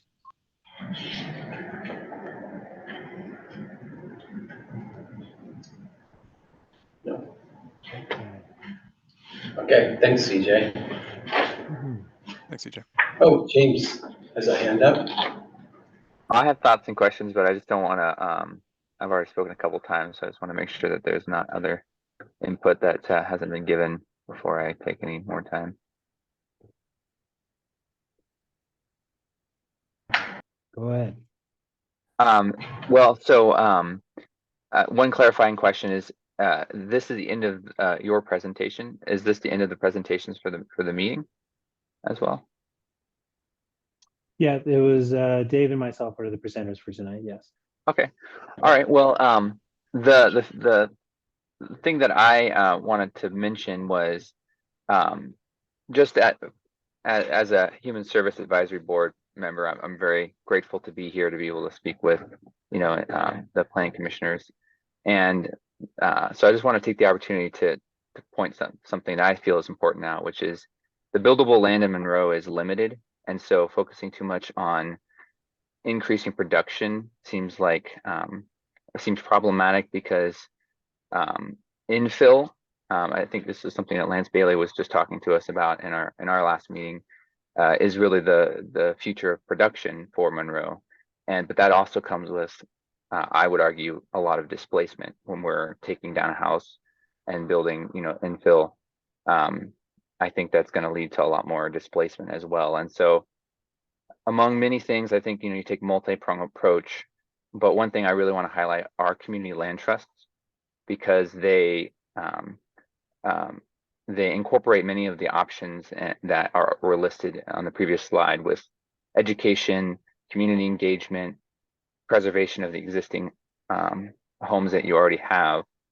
And they really strongly address inequity in terms of racial and many other kinds of inequity, because they are community based. They allow for that to be incorporated into the way they are built.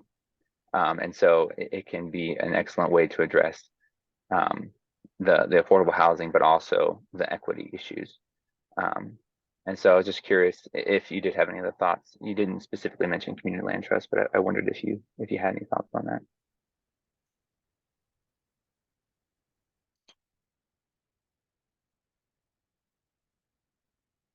CJ, I believe that was actually on the slide you were just on. So that is one of the potential strategies. There's a number of them, and that's as part of Planning Commission, City Council, and community, we'll talk about some of those elements on what implementation looks like for middle housing. But CJ, just one point, I think it's bullet number 4 under preserving existing affordable housing. Oh, you're on mute.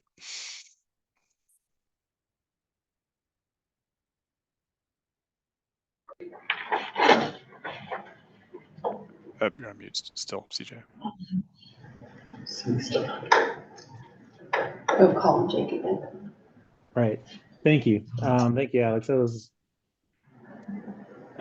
in any case, yes, thank you for those points, James. I think the community land trust does accomplish a lot of goals, and they accomplish them in a lot of equitable ways.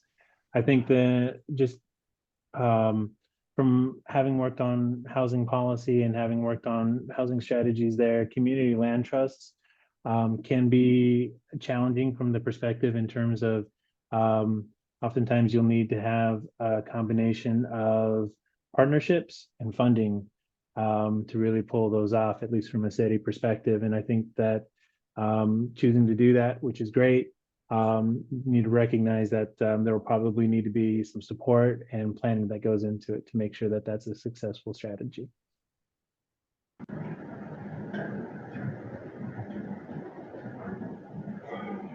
Mayor Thomas. Did you include, and maybe I just missed it, did you include in any of those slides minimum residential development density for new development or for redevelopment? It's not a strategy called out specifically, and it's something that would kind of fall under the kind of general zoning reforms for creating new affordable housing. A minimum residential density can help promote a certain number of units when you're getting new development or any sort of redevelopment. But I would think it's important, if you were to pursue something along those lines, that you are doing it in a way that does not exclude or prohibit a project from penciling out. And I think if you're going to do that, having a market analysis that has a focus on that is going to be important to do, to make sure that when you're choosing whatever that minimum number is, you're not putting the brakes on the type of housing that you want or the type of housing that you need. I don't understand. So if our goal is to increase the number of housing units, if we do not have a problem bringing in detached units that are one dwelling unit per 6,000 square feet of land, if we have a minimum density to try to get attached product and product that is more achievable, more affordable, I don't understand how that, the comments that you just shared. No. Yeah, no, that's a valid observation there in terms of trying to achieve a goal. I'm saying if you are trying to put a minimum residential density on there, one thing to consider for what it's worth is that it's better to get a duplex than saying everything needs to be a fourplex or a cottage cluster, that sort of thing. So you don't want to limit yourself out of a middle housing type that could be built. So if you are putting your minimum threshold so that you would basically only be able to build a certain number of units for it, but it would otherwise could be done at a more reasonable and affordable rate for a duplex. You don't want to prevent that sort of thing from happening. I think So instead of my Jeffrey, comment is to preclude a duplex. Jeffrey, can you tell us which side you're going? Are you saying minimum 8 units per acre, or are you saying remove single family zoning? Because they could still build, if there was an acre, they could still build a single family unit on a quarter acre, and then let's say 12 units on the 3/4 acre, right? Too much detail. Sorry, just black and white, too much detail. But the question I have is this. So I used to work as a planner. I'm seeing a lot of stuff up here that really isn't new under the sun for me.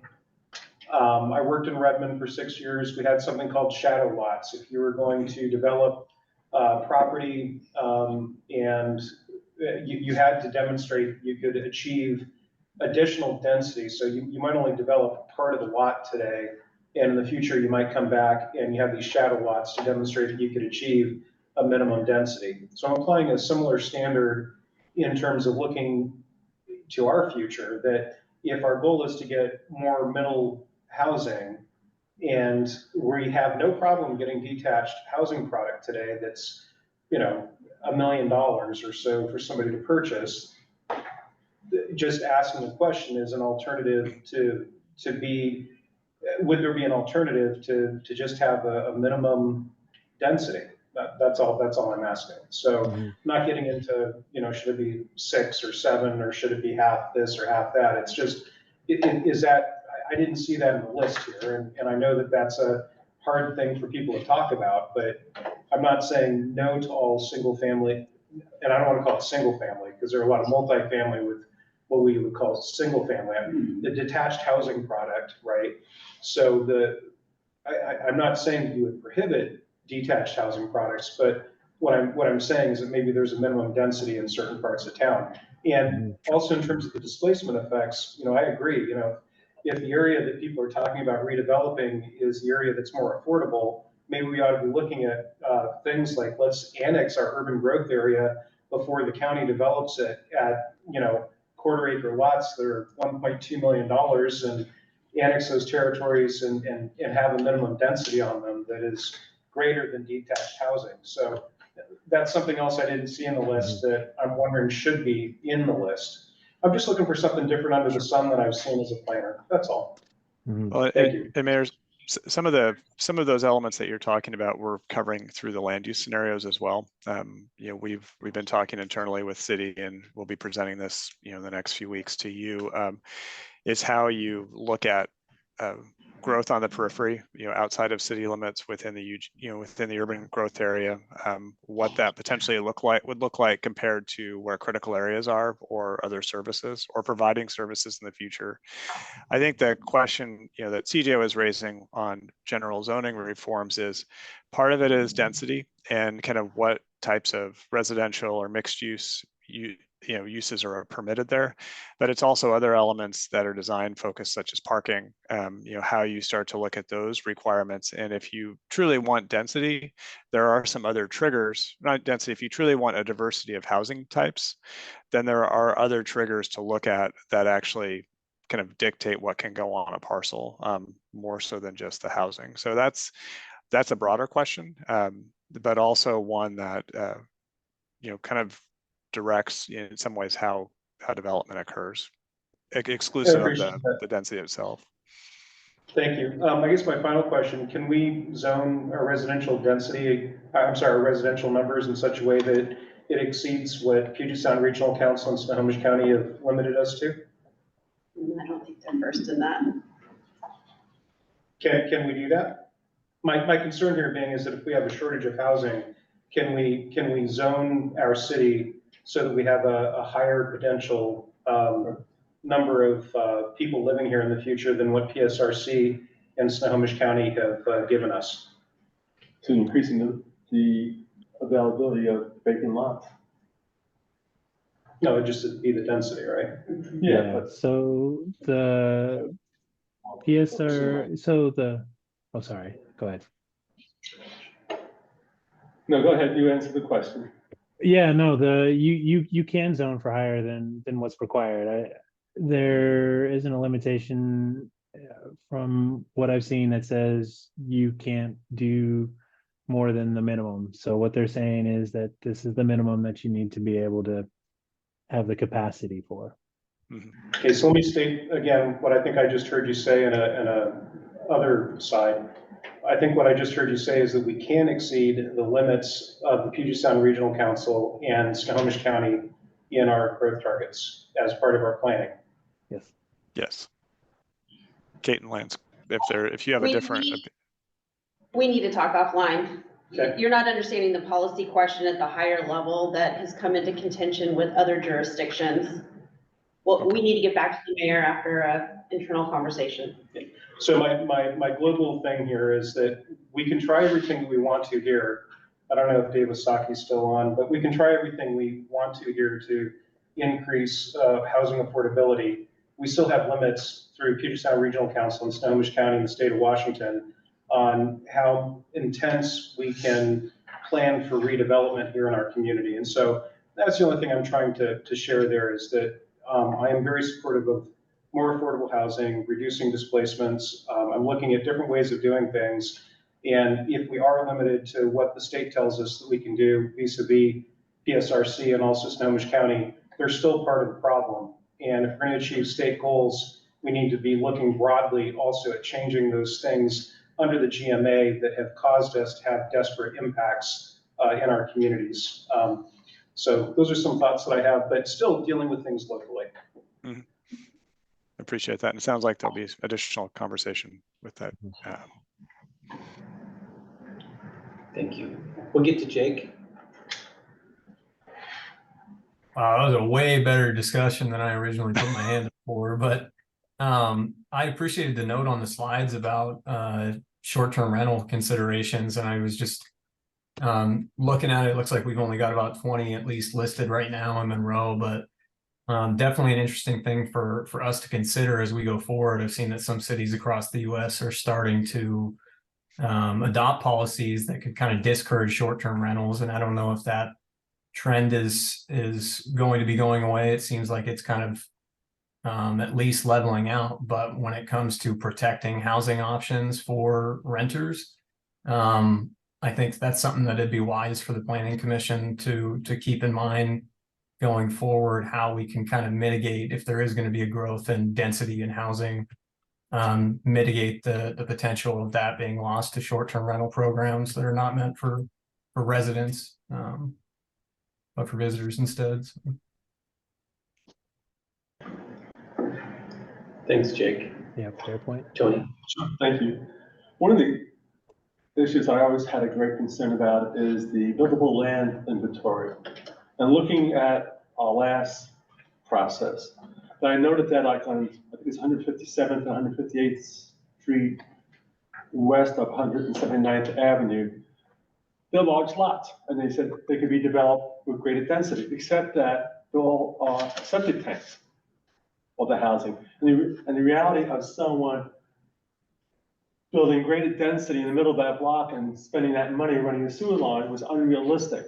And so I think probably gets to your issues, making sure that our buildable lot inventory is realistic and just isn't following some cookie cutter being applied. Oh, this is a large lot and it can be redeveloped, when economically it's unrealistic when it's in the middle of the block and it's on a septic tank, and the cost of bringing in a sewer line to double the number of units on it is impractical. That happened as well, kind of north of Memorial Field, where it's zoned multifamily, but those single-family residents still have 30 years useful life left in them. They're not going to be redeveloped for 30 years. So making sure that the buildable land inventory is realistic, and so that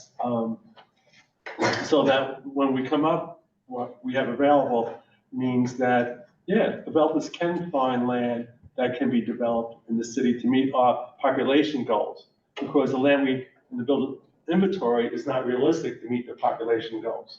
So I would just, I would add to that, that's part of the reason we always do capital facility planning, is the city needs to do also its due diligence in providing sewer in areas that are inside the city. That's part of our job.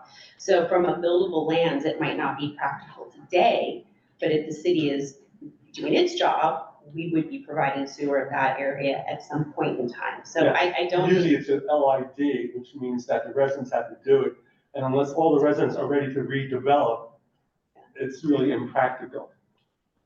So I just want to point out something that Jake mentioned, renters, but as we talk about middle housing, and we're talking about trying to find affordability for, 80 to 120% of adjusted median income, right? I'm looking at the numbers of, what it takes to get an FHA loan and that kind of things. So it's in the, $400,000 to $500,000 range for 120% of adjusted median income. But what I want to make sure is we figure out a way, if we're trying to increase housing affordability, that there are homeowners buying them. Because my day job is to finance real estate investors.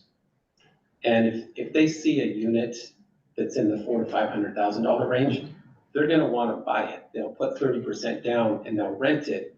And then that eliminates one family from, affording a home, building long-term equity, building generational equity. So, I mean, there's nothing, I don't know how we, increase affordability for homeowners if a real estate investor is going to snap them up. Growing up in a city that faced this issue about 40, 50 years ago, what developed was duplexes. That I'm a homeowner, I live in the unit that's on the ground level, and the unit that's upstairs is what I rent out that helps me pay for my mortgage. And many times they become quite affordable. My sister lived as a renter for 30 years in the same place, and the rent never went up. The landlord was happy.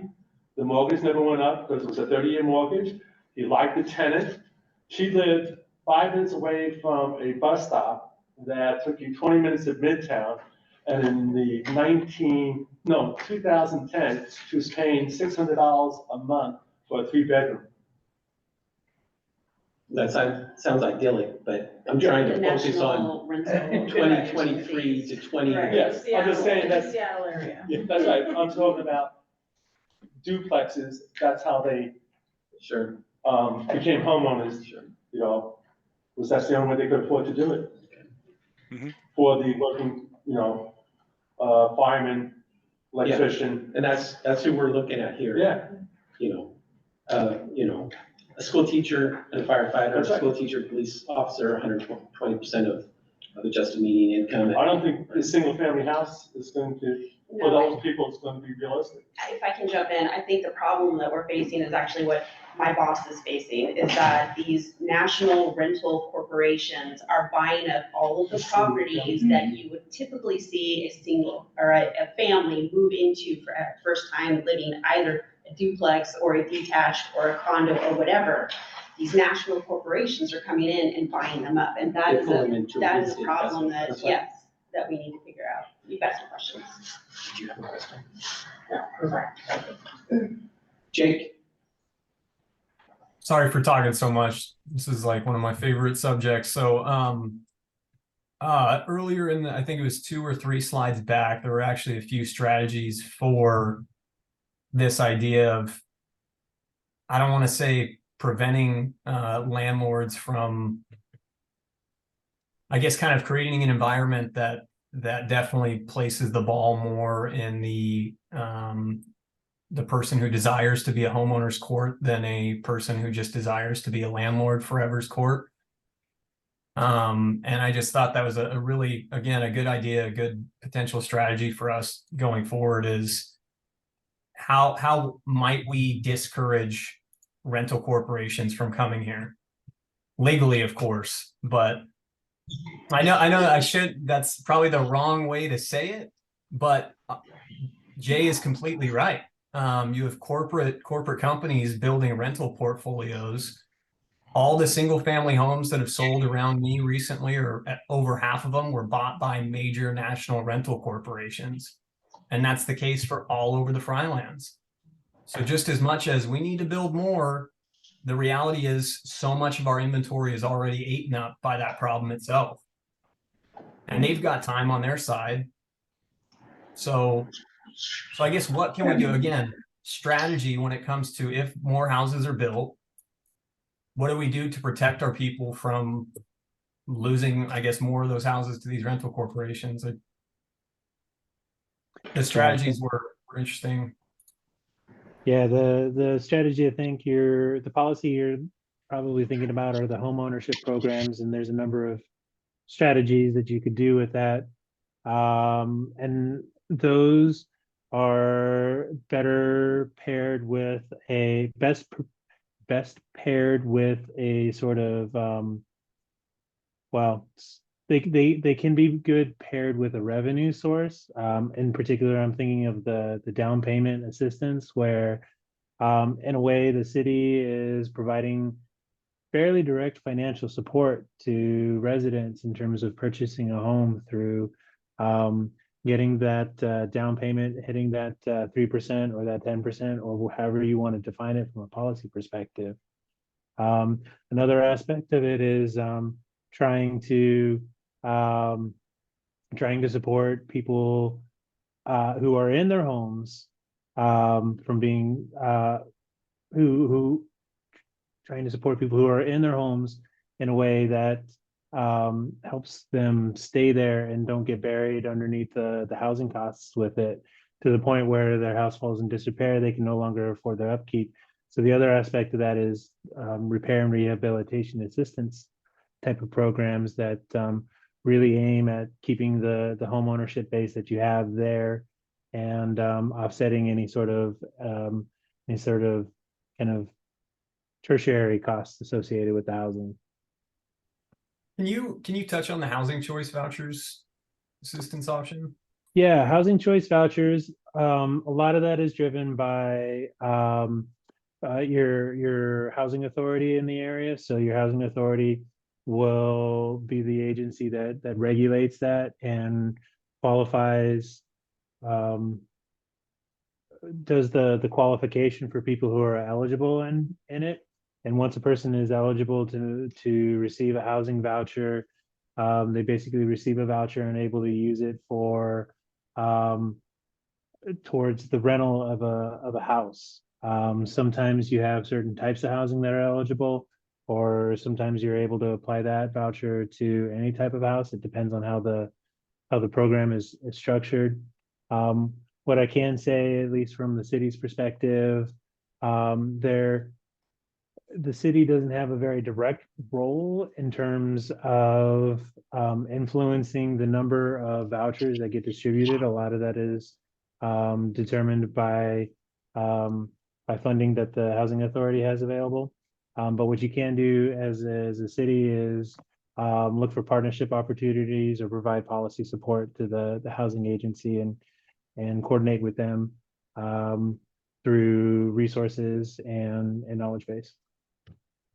Thank you. Thank And then, you. guys, Hold on a sec, I was Jake. gonna say we might need to go and do an extended. Yeah. I was gonna make a motion to extend the meeting. Do I have a second? Melanie is gonna Second that second. motion. I second the motion. That was why I have my hand up. Yeah, I thought so. Thanks, Melanie. Can always count on you. Okay, Mr. Harrigan. Thank you. Oh, sorry. Commissioners, let's vote to extend, please. I'm sorry.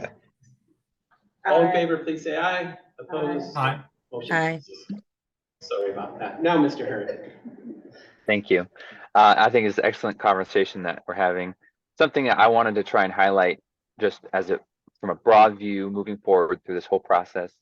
And it's something I'm actually interested in what any input from David is the language around missing middle or middle housing, because it seems like the assumption is middle housing is duplexes, triplexes, quadplexes, just, multi family units. But like we're saying, there's no real connection between the two. You can make a triplex that's still not affordable, or gets bought up. And so I think it would be helpful to try to really clarify what do we mean by middle housing, because that's what we're shooting for in part. I would advocate that it needs to be actually affordable in terms of the income, but I don't think there's any association between, not a strong enough association between a duplex and 80% area median income.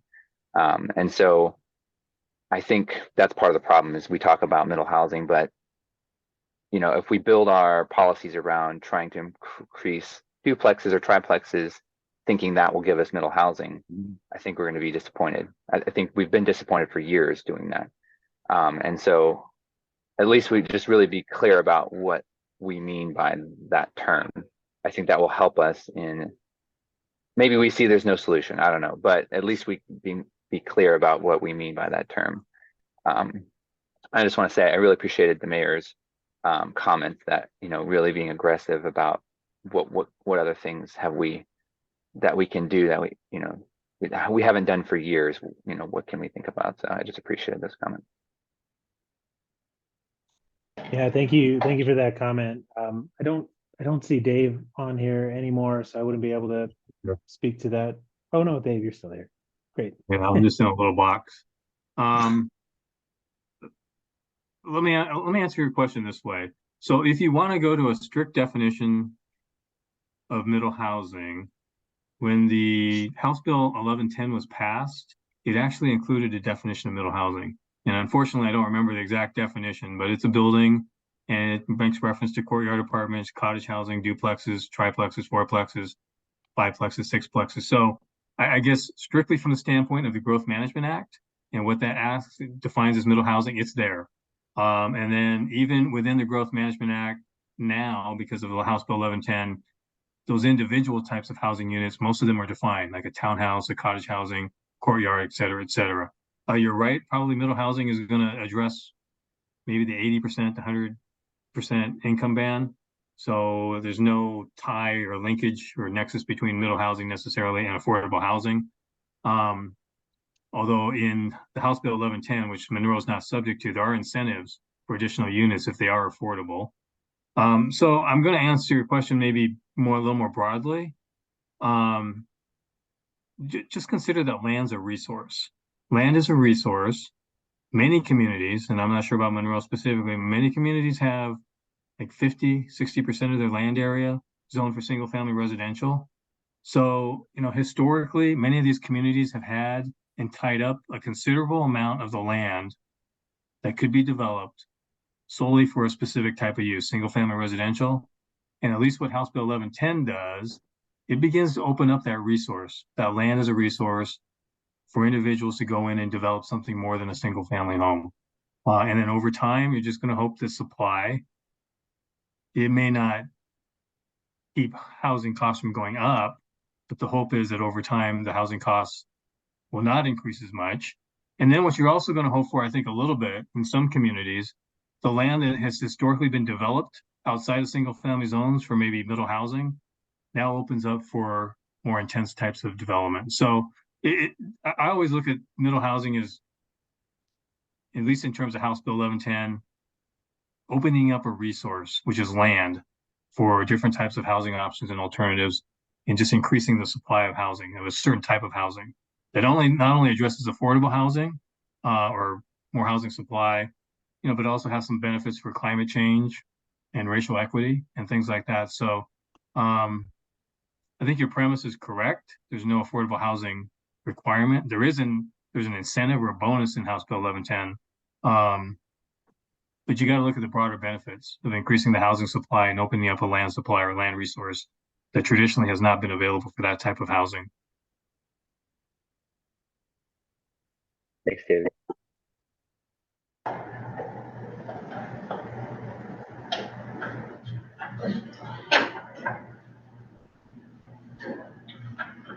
Randy. I have a question, just I guess maybe about, I know this was like information sharing on the middle housing from David, and then also where Meg is at with reviewing some of our policies in our Monroe Municipal Code. But that's mainly what we're here to talk about, right? It's just where we're at with that. But what is the next step as far as the code recommendations or that they've highlighted? Are we going to end up talking about those later on with comp plan stuff? They're sitting off for the side for now until they come back up for discussion. That was my question, is what are we doing with the information from tonight? Yeah, Which was Anita's wrap up, yes. So yeah, I can wrap up with that if there aren't any other questions for our presenters tonight. Okay, great. So just wanted to say thank you to the presenters. Great conversation. Thank you for sticking around, Dave, to answer some questions. And yes, as far as next steps goes, the RDI work that the consultant did, it sets the groundwork for our housing policies in the comp plan. So we will bring that back to you. We have a lot more work to do, but this is a good start. As far as House Bill 1110, so the city's not required to do a middle housing code, but we are moving forward with that. So I will be bringing a draft middle housing code back to the Planning Commission. So yes, everything that we're talking about tonight, we'll move forward.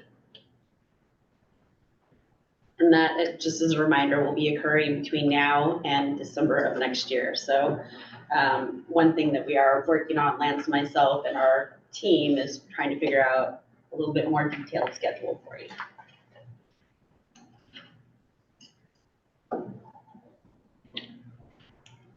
Well, that concludes my presentation today on middle housing. Thank you so much for everyone's comments. We did take a lot of notes, so we'll make sure that when we bring this back that we include everyone's discussions and comments in that presentation. Thank you. Okay, thank you. Thanks, MIG. Good to see you, Dave. Good to see you again, Dave. Thank you, MIG. Thank you, David. Move on to discussion by commissioners and staff. Yeah, okay. Start with Zoom, Jake. I've got nothing to share tonight. Thank you very much for the great discussion, though. Thanks for listening to me. Thanks, Commissioner Walker. Liz? Not much, just thanks for the great discussion and presentations. Everybody wash your hands. I've had 2 close people get COVID in the last 5 days, so everybody stay healthy.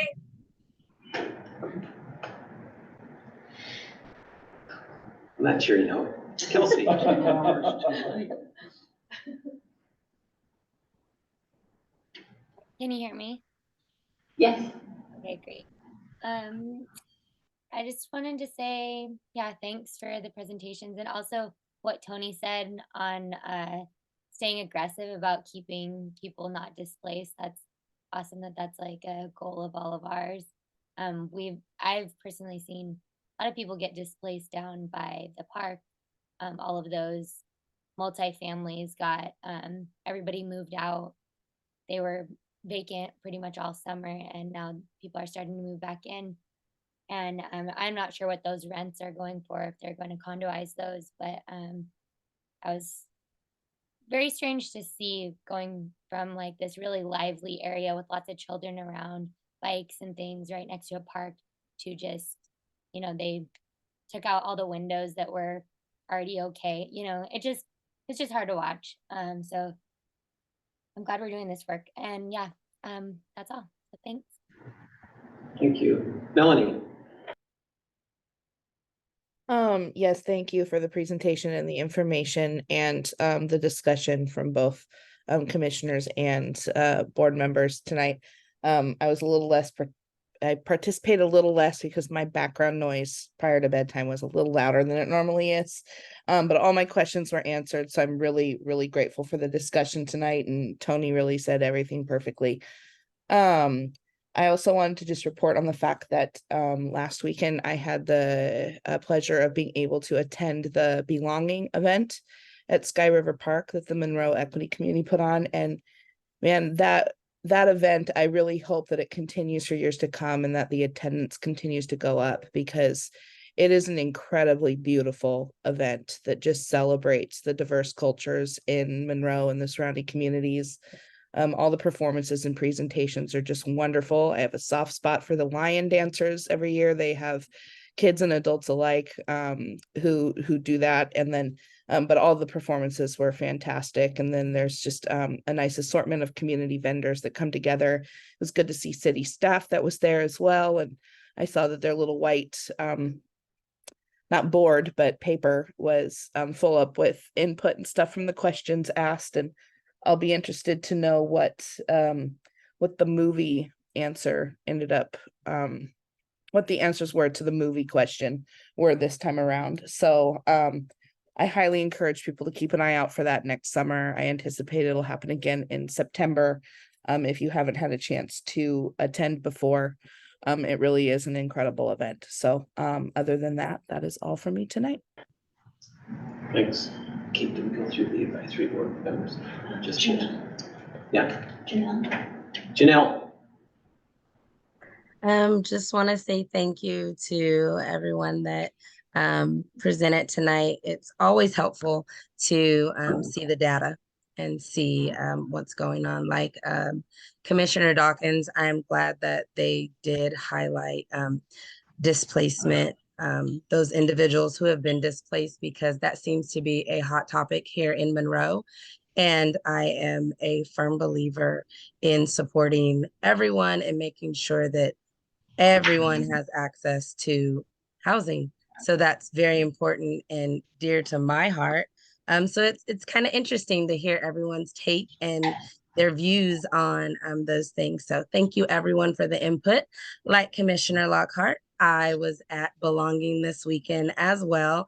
Didn't get to go to last year's event. We were out of town, but we were there this year and it was amazing. My children had a blast. We had a blast, and it's awesome to just come together, and celebrate our differences, right? The different cultures and everything, and it's just beautiful. So I think that's it. Have a great night. Thanks, Janelle. So yes, on advisory. Okay. Mr. Harrington. James? Oh, thank you. I just appreciate the opportunity to come and join you. I think we all really appreciate this. So we hope we keep getting these opportunities. Thanks. Lance, are you there? We've got Jim and we've got the rest of it. For the, I am. I don't really have anything to add. I just wanted to thank everyone who's doing the presentations and really great questions from the group. I thought it was a good discussion. So thanks, everybody. Thanks, Lance. Mr. Bloss. I really appreciate the emphasis on use of data for decision making, and particularly if it gets us to the point where we can actually have performance standards, and hold the city accountable for the expense of our funds and money. So, thank you. Thank you, Mayor Thomas. Great to have you here. Oh, thank you. I don't have any. Okay. Thank you. Tony. Only comment is, I'm sorry to hear that the planning commission is homeless. We're gonna fix that.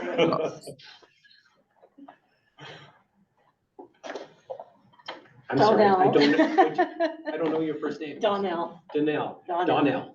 Okay.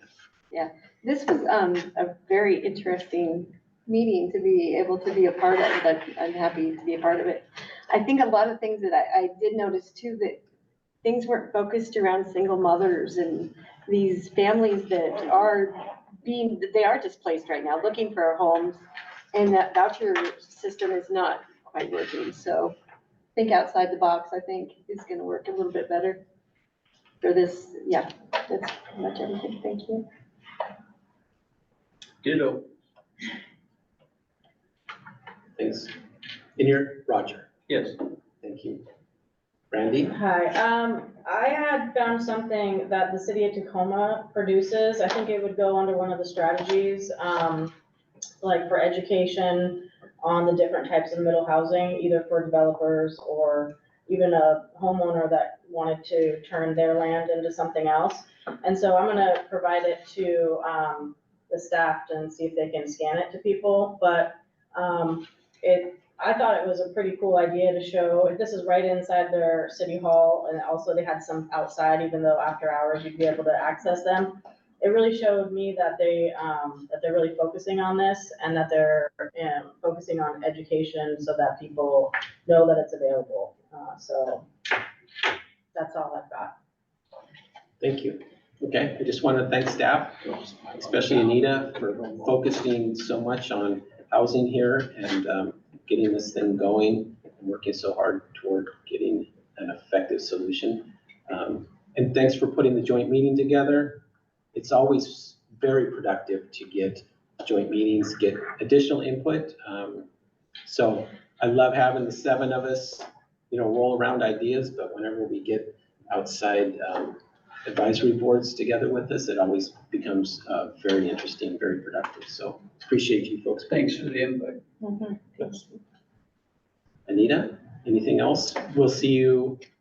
Yes, you will see me once a month. It's important. Or This more. is important. Everybody said so. But yes, I will be back, and then I'm also planning to bring back the multifamily tax exemption code. So there's a lot of things I have in the works to bring back. Lots of solutions out there. We just have to implement. Make it so. Kate? To answer the movie question, there was an interesting variety of responses, but my favorite 2, or I guess the extremes, was Grace to Stephen King's It. Interesting.